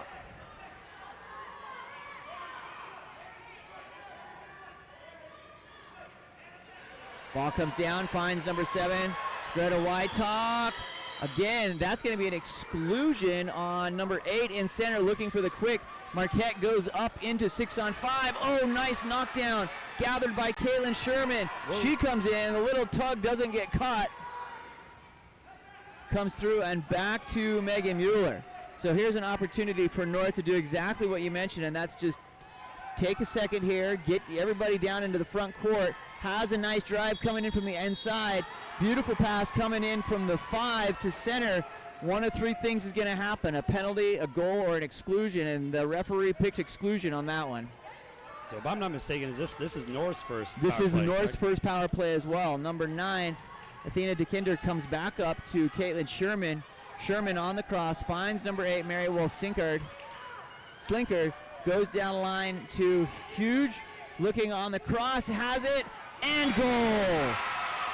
Beautiful execution. Number 7, Marin Huge on the cross to number 9, Athena DeKinder, and that's what that is supposed to look like. Great passing, excellent shooting.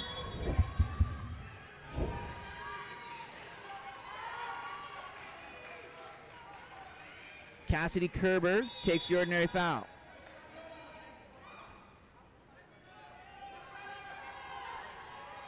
Ball on the cross over to number 7, Greta Wytalk, into center, off the 2 post, gathered on the rebound. Scrum in the middle, won there by number 7, Marion Huge, and cleared out to Megan Mueller.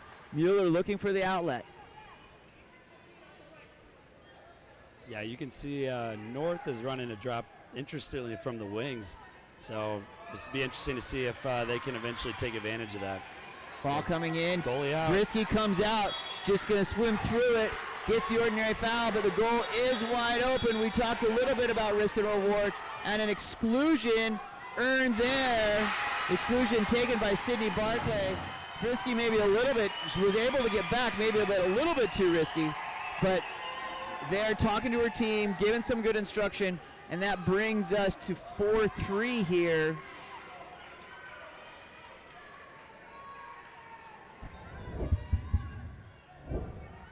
With 3:16 remaining in this second period of play. Yeah, North did a great job of finding the quick on that one while they were still scrambling to get the goalie back in, and defense hadn't quite got set up, so that was good awareness there. Little confusion there on the referees. A torpedo of a goal. The ball's going to come out. They're going to see if the ball was live. It was definitely, and they're going to award that as a goal. Let's confirm. No goal. Okay, no goal. Goal is waved off. Nope. So on the restart, yes, goal. So it was a goal. All right, we lined up here from center. A little unclear there. But that was a beautiful goal from Marquette. Just like I said, a torpedo hitting off that post and in. Ball comes over to number 9, and a shot answered the other way. Athena DeKinder. Yeah, Athena is on today, man. She's hitting those upper corners. That was a great shot. Both teams painting the pipes here. Ball comes in, takes the pressure from behind. And any goal is going to have a hard time getting that one as it ricochets in off the post in. Number 14, Neva Kerber, goes on the cross over number 12, Kai Waltz. Waltz goes long over to number 7, Greta Wytalk. Wytalk looking to go down line, back up to Waltz. Waltz comes in, dropped into center, and that's going to be an easy takeaway on the defensive side by Mary Wolf-Sinkert. Swimming out to it, Megan Mueller goes to get the ball. We've got a nice audience forming here on our chat. Feel free to give us a shout out. Not us. Give your athletes a shout out, a team a shout out, who you're watching, where you're watching from. We'd love to know. Ball comes in. Oh, off the post. Good shooting gathered by number 4, Sydney Barclay. Again, it's great to see everybody from North just getting in on the action. They're just firing away. I love it. I love it. I mean, if it's your shot, and these guys, so far they're doing a great job of recognizing this is my shot. I'm the open player. I'm the primary option, and they're going for it. A couple of them are just off by a little bit, but so far, like I said, a great game. Number 7, Greta Wytalk, and they're all shots that have a chance. Yeah, they're all good shots. Yeah, great shots coming through, and so North again clears to Marion Huge coming forward. Marion looking, reading the play. Defense comes out, leaving number 2, Leland Sherman. She's going to take pressure. No foul. She had let go of the ball. Comes inside and stolen away by number 14, Neva Kerber, looking for an outlet. Brisky getting Marquette down into that front court here with just about a minute remaining here in this second quarter. Coming up on 10 seconds remaining on the shot clock. Kerber looking, goes wide to number 12, Kai Waltz. Waltz back to Kerber. Nice little lob from deep. And again, your defensive strategy is working if that's the best shot that you come up with on that possession. Here comes number 7, Marion Hughes. Comes in, takes to Sherman, goes down line, looks, and defense climbs that Statue of Liberty and knocks the torch off by number 7, Greta Wytalk. It was great defense down there at the wing. Brisky looking for an outlet.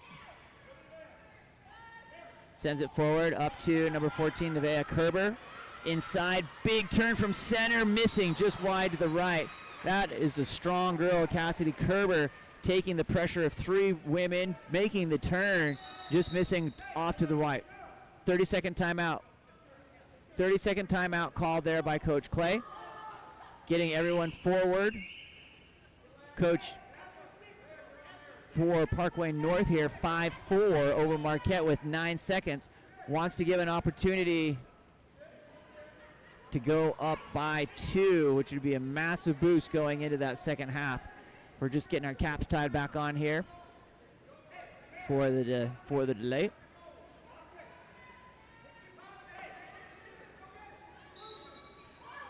Ball put into play, back, and it's going to be quickly stolen. Look at this. And the goalie is out, one on goalie. We're going to send that forward. She's going to be glad that ball came to her. At the end of this first half, Parkway North 5, Marquette 4. What were you expecting? This is exactly what I was expecting. This is so awesome. I mean, I don't know how much you know about the girls polo here in Missouri so far, but this is year 4. I mean, to see this crowd, this kind of an electric game is just everything we could want when we had the girls split, and it's just I'm so happy for these girls to get this opportunity, and this is a great game, and I know it's going to be. These girls, they all play together in the off season. They're friends. I've had the pleasure of coaching them, a lot of them, and so it'll be tough to see a team lose here when they're both playing so hard. But just again, this is just so special that they get to play in an atmosphere like this. And that's a hard decision to make, you know. Like it's easy to stay combined and take the comfort of that, and you have to make that hard decision to say, like, we're gonna make this happen. And comments in the chat, of like, see how much the game has grown in such a short time. Oh, that's awesome. And making those good decisions, right, are hard, but paying off here. For sure, you know? For sure, yeah. And it's exploding. I mean, it's just, you know, I truly predict in hopefully the next 5 to 10 years, we're looking at 20 teams, just as many Right. as that the boys have. And but yeah, I mean, again, just to see these girls playing like this, and to have a crowd, and you know, getting girls in there 2 meter, and they're letting them play today too. It's so fun to watch. So yeah, it's going to be a great second half. The gallery is full. The team, they're hyped. Like we got big heads up there, like and balloons, and the boys are up there cheering for everyone. It's great scene here in St. Louis. Great stuff here in Missouri. We want to come back next year, don't you think? All right, we'll be back next year. Hopefully come back to the St. Louis area and do some additional tournaments. We're going to take a quick break here for the next 2 minutes, get reset for the second half, and we'll be back right after this.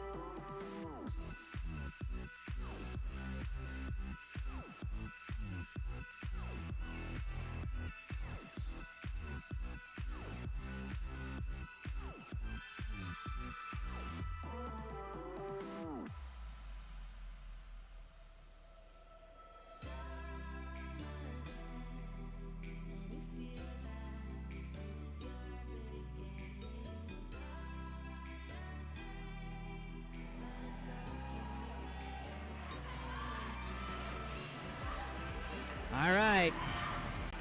Second half action coming your way here live from Kirkwood High School. It's on the outskirts of St. Louis, Missouri. It's Women's State Championship. Tomorrow night, we've got you all planned up as well, as we're going to be highlighting the men. We'll be live there, not here at Kirkwood, but we'll have full coverage of that as well. Yep, that'll be at MICDS tomorrow at 5 and 6:30, I believe. Can't wait. Let's get through this half, though. We got ourselves a game brewing here. 5-4. This is real water polo right here. Yeah, this is no awesome. blowout. Defensive struggle. Shot off the post there by number 7, Greta Wojcik.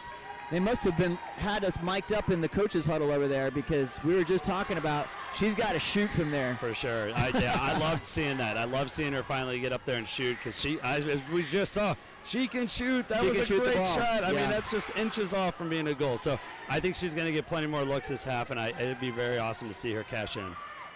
Sherman over to number 9, Athena DeKinder. Big shot on the sidearm, goes wide by Mary Wolf-Slinkard. Ball comes in to Brisky. Olivia looking for the outlet.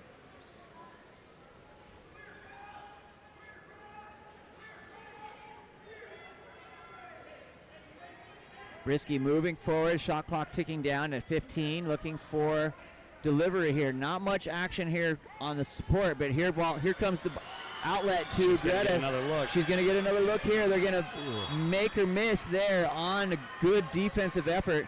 And number 17 caught her eyes as she's coming back in, who's like, man, I'm glad I covered that. That's a heavy assignment to be able to be on the drop and cover on that wing. Definitely. That's a big ask there by coach. Number 21, Anna Zweibelman, comes over. Zweibelman stepping in. She's going to have to step in here and maybe do something. Brisky's got her locked, and number 14, Nevaeh Kerber, and that one off the 3 post, excuse me. Brisky comes in and puts the ball in play, looking for an opportunity for the outlet. Yeah, one other thing we talked about at halftime was Marquette definitely needs to balance here so they can try to get that ball to the open player in Nevaeh, because there it is again. Comes in, shot and goal. So Nevaeh, I believe, has 1 or 2, but I made this comment on our stat list here. She had 91 season goals to this point so far. And I'm assuming she's the leading scorer for the league. I would be my guess. I don't know the answer to that, but she's definitely up there. She is a problem, and you definitely have to account for her. I mean, and look at that last goal. There's 2 goals on her. Quick shot. She's totally aware of what's going on in there. So. Bar in over the top of the goalie's head, and her sister Cassidy has 63. That's 154 goals in one family. Spread the wealth there a little bit. It's a powerhouse. Zwiebelman comes over to. Shot knocked down by Brisky, tied up here at 5s. Again, just a beautiful water polo game under play. A work of art here on both sides. On the outlet, here comes number 9, Isla Sattler. Sattler comes in, being pressed. Again, defensive knockdown by Anna Zweibelman. Into center, stepping out. Ooh, just missing. Just lost the handle there a little bit from Nevaeh Kerber. Counterball. Go ahead. Oh, I love the patience from number 9 down there. I mean, she's getting tackled, and a lot of kids would just, they'll keep that motion going. She reset, so that was awesome to see and keep that possession alive. Ball comes in to number 9, Athena DeKinder. Marion Hughes comes back over to Caitlin Schirmer. Schirmer has inside, goes into Anna Zwiebelman on the cross, and that's a 5-meter for sure. That's going to be assigned to number 12. Kai Waltz had her hand on the bicep as she turned to shoot, impeding the shot. Impending goal coming, and that will be attempted conversion here by Mary Wolf-Slinkard. Shot off the crossbar. Felt like she had a little bit of bobble. Brisky comes out of the cage, takes the ordinary foul. Ball is live again. She is angry. She's staying on her. Comes in, and now we've got a 6-on-5 here for at least 5 or 6 seconds as number 8, Mary Wolf-Slinkard, comes in and shot the other way. A 2-goal swing there, and the Marquette crew goes crazy up in the fans. Sydney Barkley puts that one away. Timeout called. Not a bad idea there by Clay, Coach Clay, as Marquette now has taken a 6-5. So a 2-goal swing there. The block by Brisky to take that goal up from North. Quick outlet, chasing the goalie, puts the team down, and it's now 6-5 for Marquette. Huge momentum swing there for Marquette. Yeah, and it was great to see Olivia handle that pressure there by Mary Wolf-Slinkard. She was all over after, and you could tell not very happy about missing that penalty shot. So she was not about to. She wanted to get that ball back, but Olivia showed great patience, got it down, and they found the open player, and that was awesome. North calls timeout, and we'll take a minute here to reset and get ready for 3 minutes and 30 seconds remaining here in this third period. Thanks for joining us here on Game On Live Studio.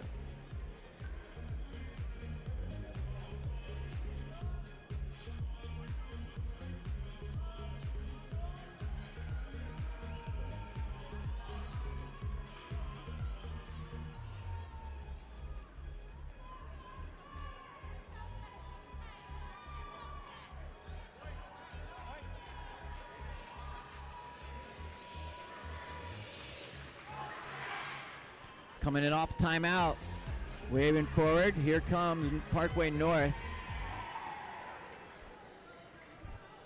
Ball will start back with Mueller.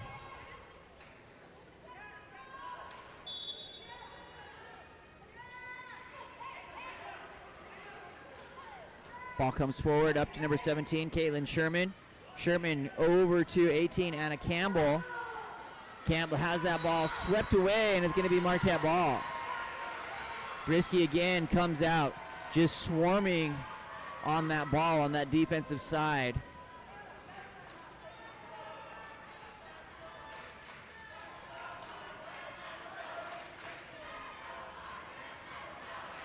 Let's go Marquette cheer starting to come through the building. Love it. Brisky has 10 seconds. He's just content to hold that ball with a 1-goal lead. Going to bring it down to number 4, Sydney Barclay. Be a quick shot. And just missing there from number 13, Cassidy Kerber. You know you've got a great championship environment when they start chanting. That's good stuff there. That means that people are invested. Here comes number 9, Athena DeKinder. That will be an exclusion on number 14, Nevaeh Kerber. She's not coming out. Number 9's going, and he's signaling 14 needs to be out. That's a 5-meter. That will be a 5-meter penalty. She didn't come out. So that'll be 2 on Kerber. That's painful. That will be painful. We'll watch for the red flag. I think those are her first 2. But the fist and the 4 went out, and number 9 went out. And that will be indicated as 14. Yeah, he was clearly signaling. He was clearly 14, but 9 goes out. You can see the confusion there. And still out. I don't know.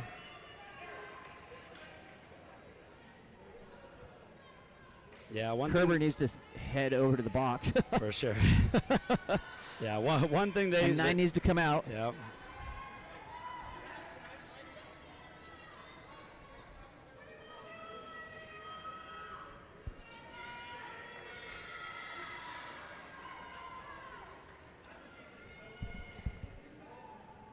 Little coach conference over there. That's what we'll call it. Nothing on 9. 9's still in the box, so referees are going to conference again on this one.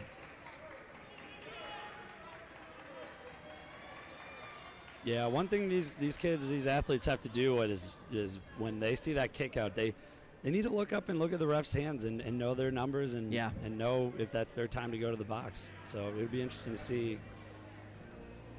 how this plays out.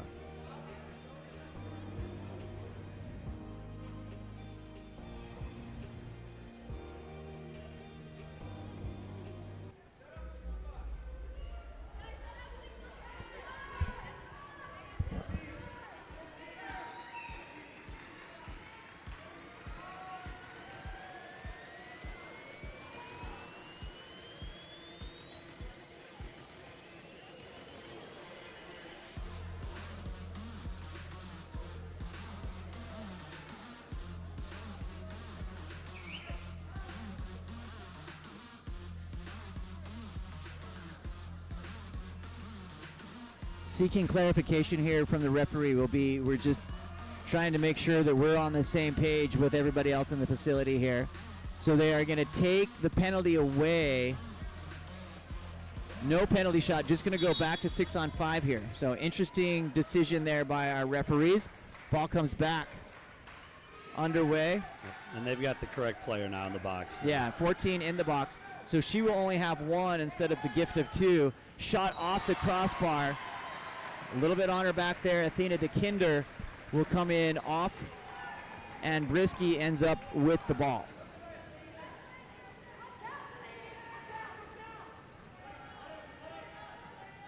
Nevaeh Kerber takes the ordinary.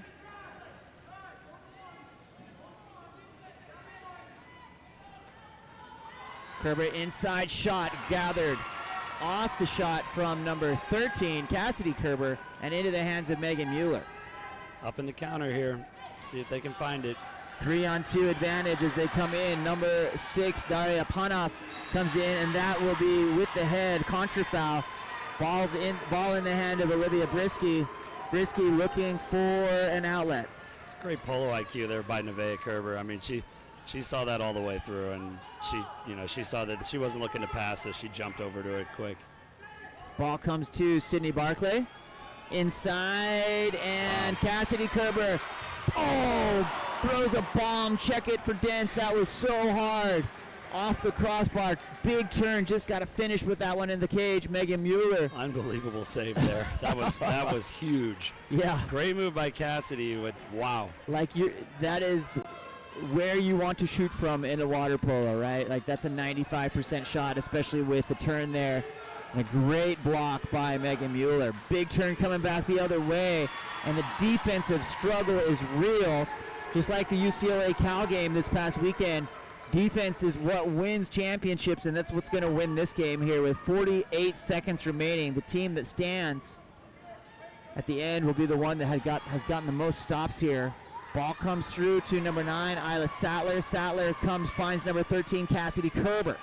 Kerber comes back to number 12, Kai Waltz. Waltz in that ball into trouble, and shot clock will go off. 27 seconds remaining here for North to bring it even. That's what they're looking for. Number 1, Megan Mueller, coming out of the cage. She's either going to want to hold on to that until the last moments here, 15 seconds. Definitely doesn't want to pass it early because that cage is now wide open. Dangerous play here by North. Comes in, Megan Mueller going to shoot it with 4, 3, 2, 1, and that's going to be tipped by Brisky. It's a 2-meter. We got a corner throw. We'll see if she can identify that she can shoot right off this. She can come in, looks for that, and that will be the end of our third period. And again, man, we have got ourselves a game. We've got a nice following here, brewing up over a lot of viewers. We'd love to know where you're watching from. We'd love to know who you're cheering for. Give them a shout out in the chat. Sean Stringham here with Game On Live Studio. Yep, and I'm Brett Walters. Brett Walters. We'll be back right after this.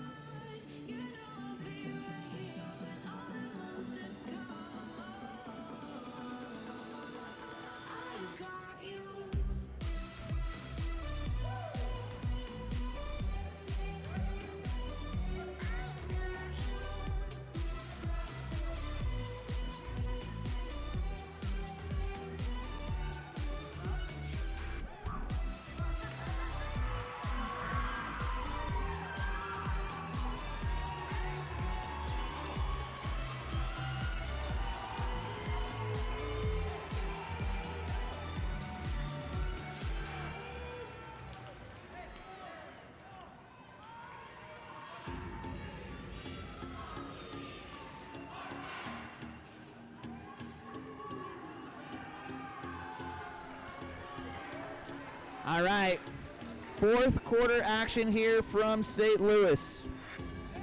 Missouri High School Women's State Championship 7 minutes away. It's going to be a good one. Yep. I love it.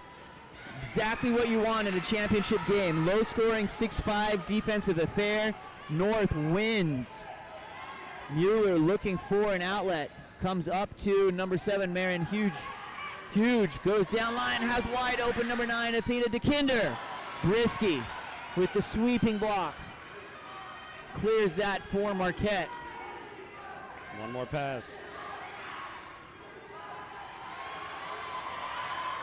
Picked up, battle of the force of the Titans there, and that will be a ball under. It's going to stay with number 7, Marion Huge crossing to number 2, Leland Sherman. Sherman has one more, comes into center. Oh!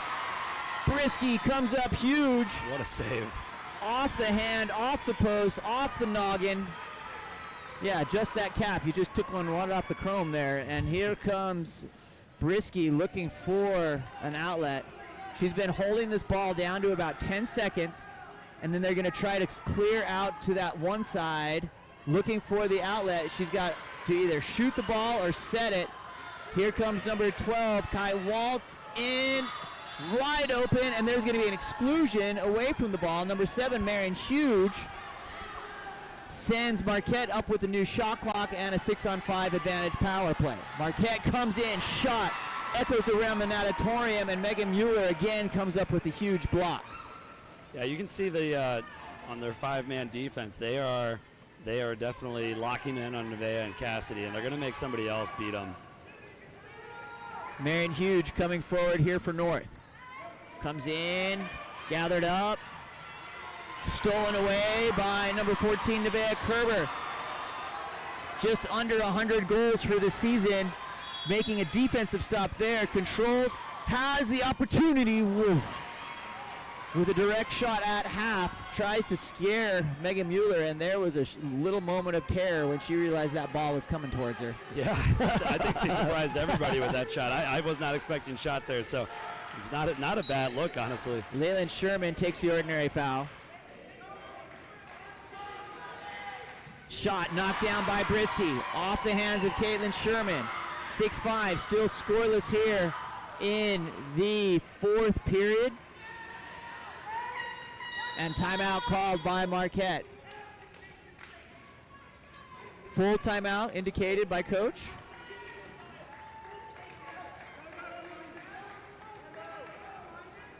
So as you come down here and you're for the Mustangs, you're going to call and probably try to isolate one of the star players. Maybe you throw a bone at them there and find someone open on that outside.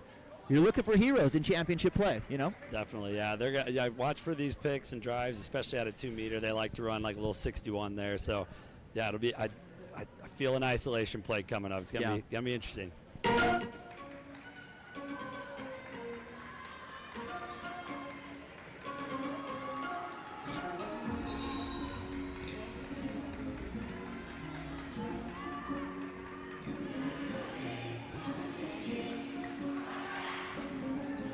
Manu 11 cheering for Marquette from Canada.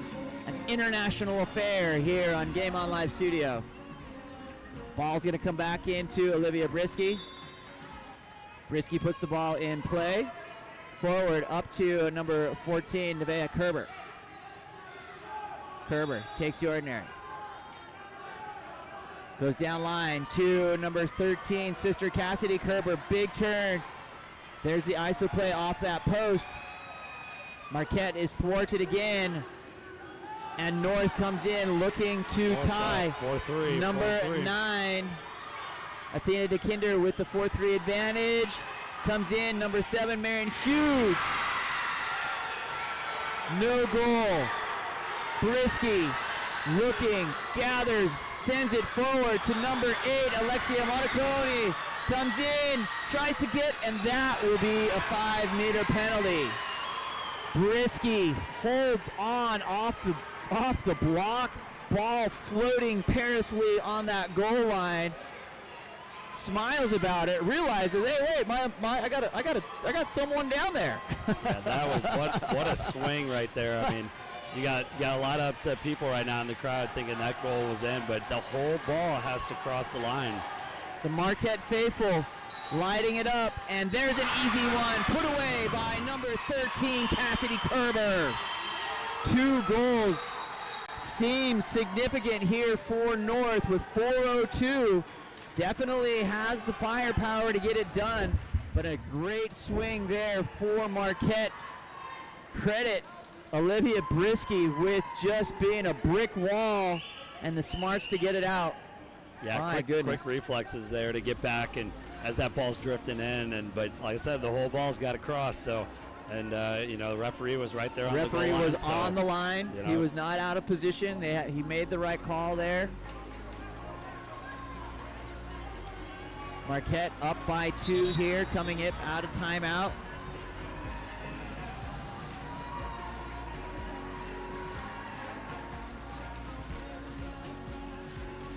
Be interesting to see.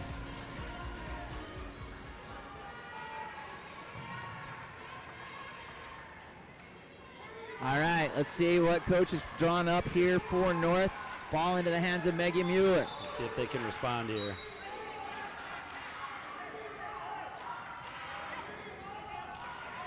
Ball goes over to number 2, Leland Sherman, inside.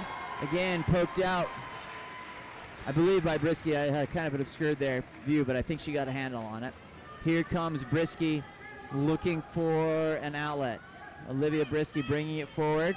My guess is she'll pass it at 14, especially now with a 2-second advantage. She's getting chirped at by coach. Falls it to Greta Wojtak. Greta back to number 12, Kai Waltz. Well coached here with clock management. 4, 3, 2, shot with 1 second remaining, looking for an outlet. Oh my goodness, shot floating. Wow. And that is a turn of events. Number 13, Cassidy Kerber, puts it in off the block.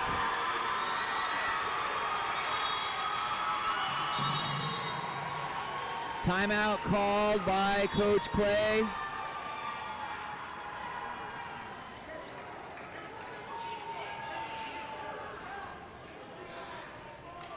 Yeah, Coach Clay is pretty frustrated. He's a little frustrated. They weren't able to identify. They were wide open there in the counter, and again, again, that's kind of the way that first quarter. A couple goals happened early because of that. Just they make that save, and then they just they panic pass, and they gotta just calm down and go through their reads like they've trained. 8-5 with 3:18.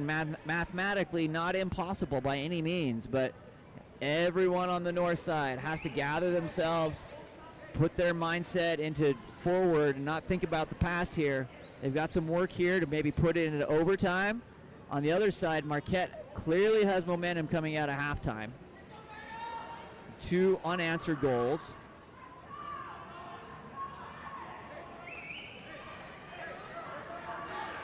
And the crowd swinging towards Marquette for sure.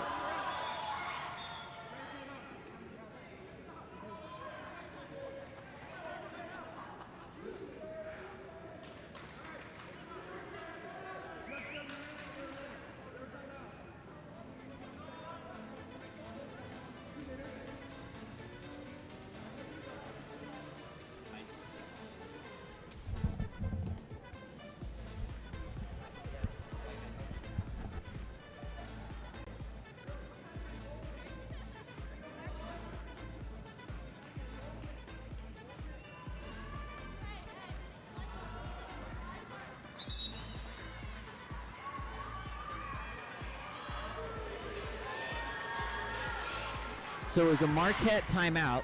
High school rules do indicate that you can call a timeout even though they just scored. So burning that. Yeah, I think he wanted to settle his team down a little bit after those 2 goals. But I mean, there's 2 right there that were like, could have been goals for North. Yep. Goes the other way for Marquette. Like 2 goal swings, just it's crazy. Just swing of luck there. Megan Mueller gets the restart. She's going to want to move that ball forward as we're back underway. Marion Hughes comes over, finds number 21, Anna Zwebelman.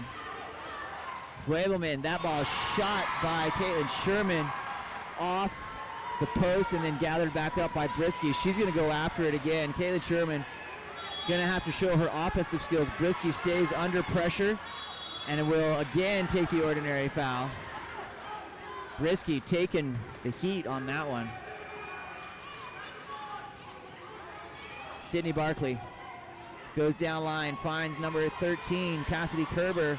Kerber takes the ordinary foul. 5 seconds.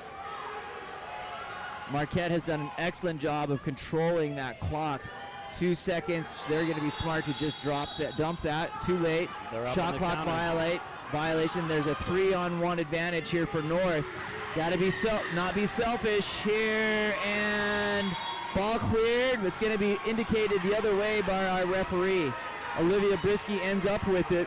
Wasn't her steal. Coach tells him to just relax. 2:22 remaining here. They're going to let that clock tick out underneath 2 minutes. And another major counter opportunity that they couldn't identify for North, so that's a bummer. Shot and goal. And that might be the dagger there. Number 13, Cassidy Kerber, puts it away on the assist from Brisky. Threads the needle and puts that in. Like, that's the worst case scenario for North. Again, it's kind of the theme of this whole quarter is like North has a great scoring opportunity, and then they aren't able to find it, and then Marquette comes right back and boom. Megan Mueller looking for an outlet. Ball comes forward up to number 17, Caitlin Sherman. Sherman wide over to number 21, Anna Zweibelman. Zweibelman comes in on attack. That's an exclusion. Number 7, Greta Wojtak goes to the box. So another good look here, an opportunity for North to scratch back to within 3. Shot knocked down by none other than Olivia Brisky. Goes out, they'll get a 2-meter corner throw here. Comes over, number 21, Anna Zweibelman. Finds number 7, Marion Huge. Marion puts the ball in play, over on the cross. Another big block by Brisky. Defense comes in, and that's going to be a 5-meter penalty assigned to number 4, Sydney Barkley. Nods in compliance. Ball is moved forward to Mary Wolf-Slinkard for the conversion attempt here by number 8. Looking to bring it back to within a 3-goal. Missing wide to the left. Brisky uses the force, and Olivia Brisky looks for an outlet.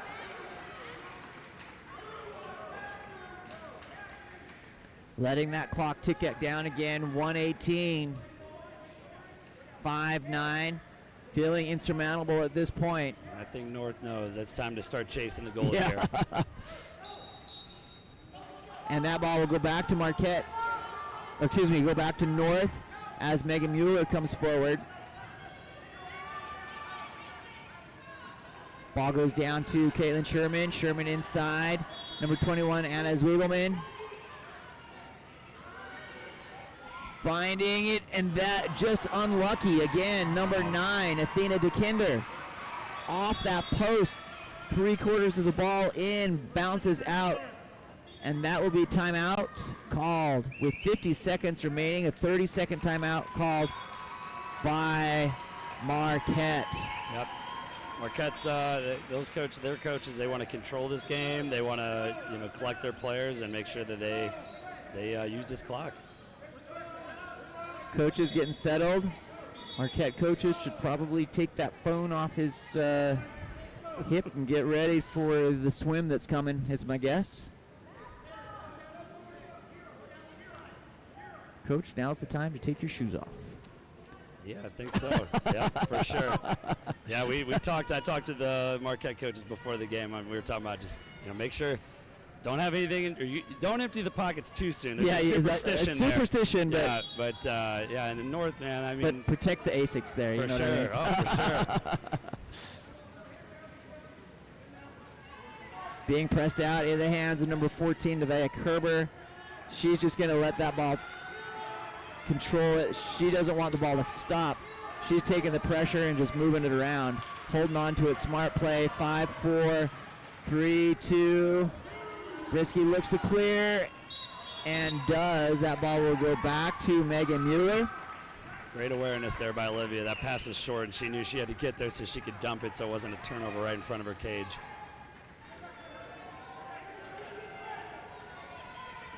Ball comes in, ordinary foul. Number 8, Mary Wolf-Slinker comes in looking to shoot, puts that up and over. Risky controls. With 10 seconds, all she has to do is hold on to it. She's going to give it up to number 14, Nevaeh Kerber, a junior who's going to be defending her state championship next year. And congratulations to the Marquette Mustangs on a 2024 high school state championship here in Missouri. What a great game. Fantastic game. Yeah. What a great game. Marquette runs away with it a little bit there at the end, but like that's what you're expecting in championship play, right? And there they go into the water. Good job. Yep. So this is Marquette's second state championship. And they've been in the state championship every single year since we've had girls water polo. So that's congrats. You know, their coach is there. He's going to have them go out and shake hands first before they get wet. So smart play, smart play. Nice move there by Coach Kerber. Good sportsmanship. But yeah, credit to their program. They're obviously doing something right. And you know, it's a great game. Don't go anywhere here. We're gonna do trophies, and then we'll do a little post-game presser with both teams, both 4 athletes from North and 4 athletes from Marquette. Again, congratulations. We'll follow the exchanges here. We've got trophies coming up. Press conference. Coaches looking like they're prepping to jump into the pool, so we'll definitely keep the camera on that. Thanks for joining us. Appreciate it, man. Very well done. Congrats, man. That's awesome. So cool. Shoes and socks off. There they go. Get a look at them going into the water.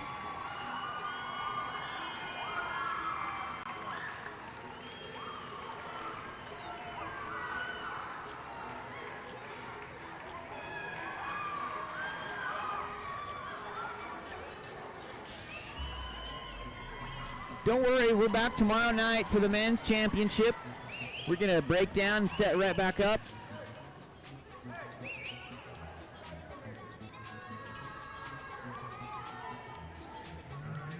We're going to get reset here. Like I said, don't go anywhere. Hang tight for our presser right after this.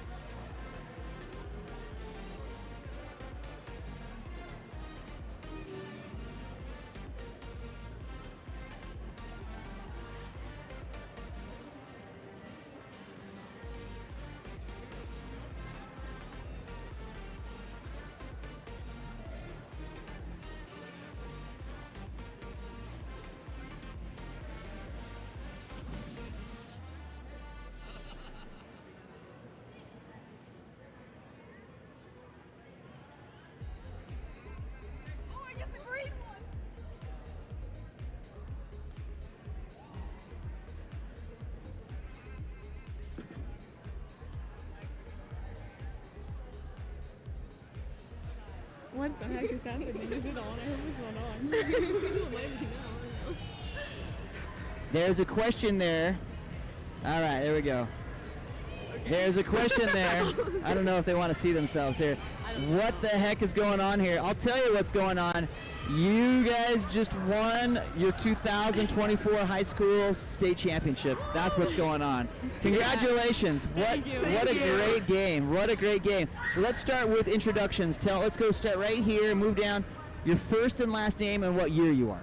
I'm Nevaeh Kerber and I'm a junior. I'm Cassidy Kerber, I'm a freshman. Okay. I'm Olivia Brisky, I'm a sophomore. I'm Sydney Barkley, I'm a senior. Fantastic. So, how does it feel to be a champion? Great. Really good. Yeah, really good. I was looking at the stats between games or during games there, and the Kerber family accounts for 160 goals this season. Wow. That seems like a lot of goals. Congratulations. Do you have anyone that has taught you how to score a goal, maybe? Our coach, Kevin Kerber. There you go. It's amazing how those names match up right there, Kevin right? Kerber is my uncle and her dad, and he got us into water polo, and he coaches our high school team. Okay, well, when you go back and watch the stream, which you probably will do, I hopefully you think of yourselves as sisters, because I didn't know that information. So I said that, but sisters. Yeah. very good. Kevin Very is my good. dad, and this is my sister Cassidy. Very good. Yeah, it's been great learning to play water polo together because we started together. Fantastic. And Olivia, you've had a pretty fantastic season coming into the game. 101 blocks on the season, right? Plus, I don't know, were you counting Adam? There were at least a couple. we let's say we get up over 105. We'll give you that. Great stuff. And then senior here on the end. How does it feel to go out a champion? It feels really good. That makes graduation great here, right? And your suit matches the microphone. You were excited about that as we come through on that. I do want to talk to you a little bit, Olivia. Like you played really aggressive, right? You came out of that cage multiple times. We kind of talk about it as a risk-reward situation. You took some risks, and I don't think you got burned. Like, for the most part, it was right there. You took that pressure. How did that feel? Like, in that moment where they're coming after you, foul, foul. What's your mindset? What are you thinking about? I just think of protecting the ball at all costs, and in my brain I think going for a steal is the same thing as blocking the ball, because it's preventing that play and possible shot. So that's just what mainly goes through my head. And there were a couple of times where especially on those 2 meter, on the 5 meters, where you get the block, you get the stop, and the good pass releases back down the other way, and you have a 2-goal swing. That's huge for you, especially in that fourth quarter where it was coming down to it, right? What was your thought process as a senior leader on the team as the clock was ticking down and you're thinking to yourself, oh my gosh, this just might happen? What are you thinking? It was just have fun, because it's my last game with all my best friends. So even the whole game, I was just I just want to have fun, win or loss, either way. Yeah. Fantastic. And is it fun? Yeah. Did you have a good time? Yes, I Did had a you great accomplish time. your goal? Uh-huh. Fantastic. Great work. Tell me about Missouri water polo. It's a developing sport, and it's Emerging sport. Yes, An emerging sport sport in Missouri, and there's a lot of players at a lot of different levels. So high school's a really cool way to get everybody together on the same level and kind of see what happens. But it's definitely growing. We're up to 9 teams now, so that's pretty exciting. Fantastic. And But great play, great games. Yeah, 2 it's really good becoming games. competitive, and other teams are arching up there with the top teams, Right. and so it's really fun. I watch a lot of water polo, right? And this is a great game. This is a great game. You can go and low scoring game, and champions pull ahead at the end, right? I mean, that's just kind of how it goes. How does it feel to have a full crowd of people chanting and cheering for you? I mean, it's definitely different because it's girls water polo games, like she said, they're emerging, so the crowds, they're there, but there's definitely never been a crowd. I have never played in a crowd this big, so it's hard to hear, but it hypes you up. It So good, gets your right? adrenaline running. It's really fun. I'd say 80% of those are Kerber descents. But it's really nice that everyone was able to come out here, and this many people are interested in it, which is crazy to me. So And that's exactly, and we had 70 people on the stream watching as well, right? So it was. So let's go right to that. We'll let you guys get back to your team and get the celebration on. Give me a shout out. You're a champion here, high school champion, going into graduation, going into next year, all of those. Who are you going to say thank you to? I'm going to say thank you to my grandpa at home who's probably watching this right now. He couldn't make it Fantastic. today. And thanks to my grandma who's up there. Fantastic. I'm going to say thank you to my parents who have to drive me to every practice because I don't have a license. And specifically to my dad who has to coach me and deal with me all the Yeah, time. that's hard for a dad. Trust me. I'm gonna say thank you to my brother and my sister who were here at this game. They have helped me so much, and I appreciate them and everything they do. And also my parents, because I love them, and they do a lot for me too. So I'm going to say thank you to Kai Walls for introducing me to this sport and keeping me here. Fantastic. Well, and I'll say thank you to your brother as well. Adam is the reason that we're here streaming this game for you. That's Adam Brisky. We're here and we're coming back next year. So give yourselves a clap. Great work job, ladies. And go celebrate with your team. Be safe tonight. All right. Thank you.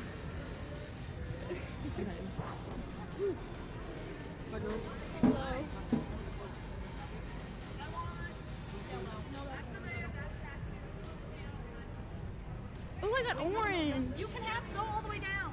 Go down. Go Well, down. okay, Megan's trying to tell me something. I don't know where she's trying to.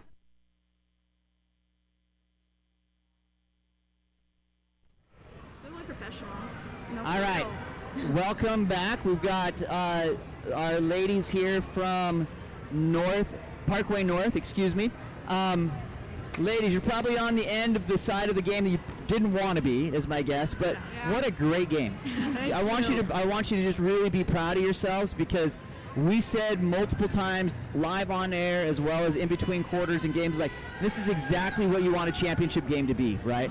No blowouts, low scoring. You guys played lights out defense the entire time, right? Just in the end, it comes back to, just how the play. So let's go through, give your first and last name and what grade you are. So my name is Leland Sherman. I'm a senior. I'm Marin Hugie. I'm also a senior. I'm Caitlin Sherman. I'm a senior. I'm Megan Mueller. I'm a senior. You're a senior? Yeah. Like, all 4 seniors. Yeah. Yes. Oh. Congratulations on a great high school season. Yeah, and a thanks great so much. and a great, like, people don't realize, like, you think about coming in and you're in a championship game and you lose and you feel like it's less than, but like, you're in a championship game your senior year, right? That's what we were happy about. We didn't care if we won or lost. We were just happy to be here. Oh yeah. Fantastic. Looking for a fun game. Yeah. And you did that. Like, Yes, I mean, it how was was it? fun. How was it to play in front of a packed house, right? Full house of people. I mean, it was a little nerve-wracking, Yeah. but like all of us, we played in the Junior Olympics, and we played in stands twice the size, so this Right. was, comparable, but not the same. you Yeah, know. for sure. It was a lot of fun because it was all St. Louis people, and we knew Yeah. like Yeah. We knew most of the everyone. Yeah. most of the families. Well, it's cool. Like, you've got women's water polo happening, and you've got a packed house. Yeah. Right. Like, Yeah. that's a cool thing. That's something to be super proud of as you're graduating, and you think about legacy, and you think about what are you giving. Like, when you were 8th graders, this wasn't a thing, right?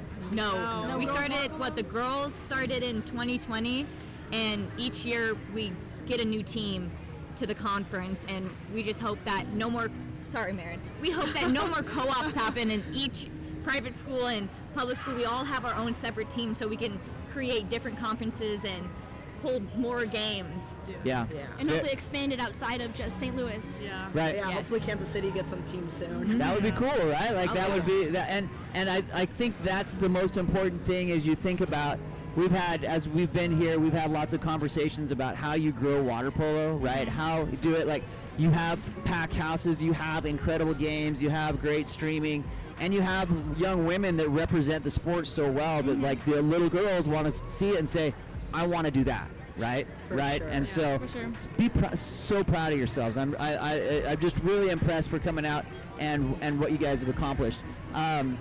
One of the comments in the chat that I came back to was that was like, wow, like, you don't recognize this as Missouri water polo, and to think that that's happened in your tenure, like, that's great stuff. What's one thing that you want to do to help give back to Missouri water polo as you move forward, as you graduate here? I mean, just like get the word out, like just talk to people, like just like through word of mouth, tell people how amazing water polo is, tell them to join, pester them, force them to join. I know, like, most of the girls on our water polo team right now, we've gotten to play water polo because they were on our swim team, and we just, kept pestering them and like just kept talking about water polo, and once they finally joined, they really saw how fun and how amazing the sport really is. Yeah. I would like to get more girls' private schools involved because I go to Viz. I'm a co-op, so I don't actually go to Parkway North, and I'm the only water polo player at my school. I think it's just Viz and Nearings that actually have water polo players. So I would like to get those schools their own teams because it's such a positive environment at those schools for girls. I feel that they would love water polo, and it would just be such a great way to grow the sport. Well, it sounds like you just volunteered to coach next season. I don't know where you're going, but if you're around, it sounds like that's the next step. I know for me, I would love to come back and coach. I think seeing more women coaches is really important. I know Sarah for the Ville. She's one of the only girl coaches besides Lindbergh, and I think having a girl coach is so important because they play women's water polo. Boys and girls water polo, they're completely different. And we love Kevin and we love Clay and Norm, but they are used to playing boys water polo. Right. And we're not. Right. But I think just having more women in the sport, refs, coaches, players, is really important, and I would love to be a part of that. I think getting us out on social media helps a lot. This live helps us out so much because it's reaching so many more places that just a PAX fans could do. Yeah. Just more and more viewers each year, and hopefully they're interested in the St. Louis area. Again, congratulations as seniors. What a great accomplishment. I don't know if you've done your graduation yet, yes or no? Not yet. Not yet. But what a great feeling to go into that knowing that you're in that championship game and that you've got a legacy and a plan. So I want you to go out. One last thing, give a shout out. Who are you thankful for? What are you thankful for? And then we'll wrap up for that. I'm thankful for Clay because he's technically not an official coach on Parkway North team, but he really stepped up and he really helped us, and I honestly don't think we would have been here without him. I'm thankful for my coaches and for my grandparents who drove in from Illinois to watch this game. Wow, nice. I'm thankful for my coaches, obviously, past and present, and especially for St. Louis Lions water polo. They're the reason I'm playing right now, and I just can't thank them enough. Yeah. I'm so thankful for my team. I wouldn't have been able to be as good, or they wouldn't have been as good without the teamwork that we have with playing so long together. I'm very thankful for them. Ladies, you're great representatives of the sport and of your school and your community. Congratulations. Thanks. We're going to sign off. Give them a wave to the camera. There we go. And we are out. Sean Stringham here with Game On Live Studio. Okay. Thanks for joining us here live from Kirkwood High School in Kirkwood, Missouri, on the outskirts of St. Louis, Missouri. Just gave handshakes there to the ladies. What a great event here. We're going to wrap up the stream, but don't worry, we're going to break down and be back tomorrow night at 5:30 for the men's third place game and 6:45 for the men's first place game. Going to be back tomorrow night. On behalf of Adam Brisky, our producer and member of the Missouri Water Polo Board, bringing Game On Live Studio out, my name's Sean Stringham. Peace for now.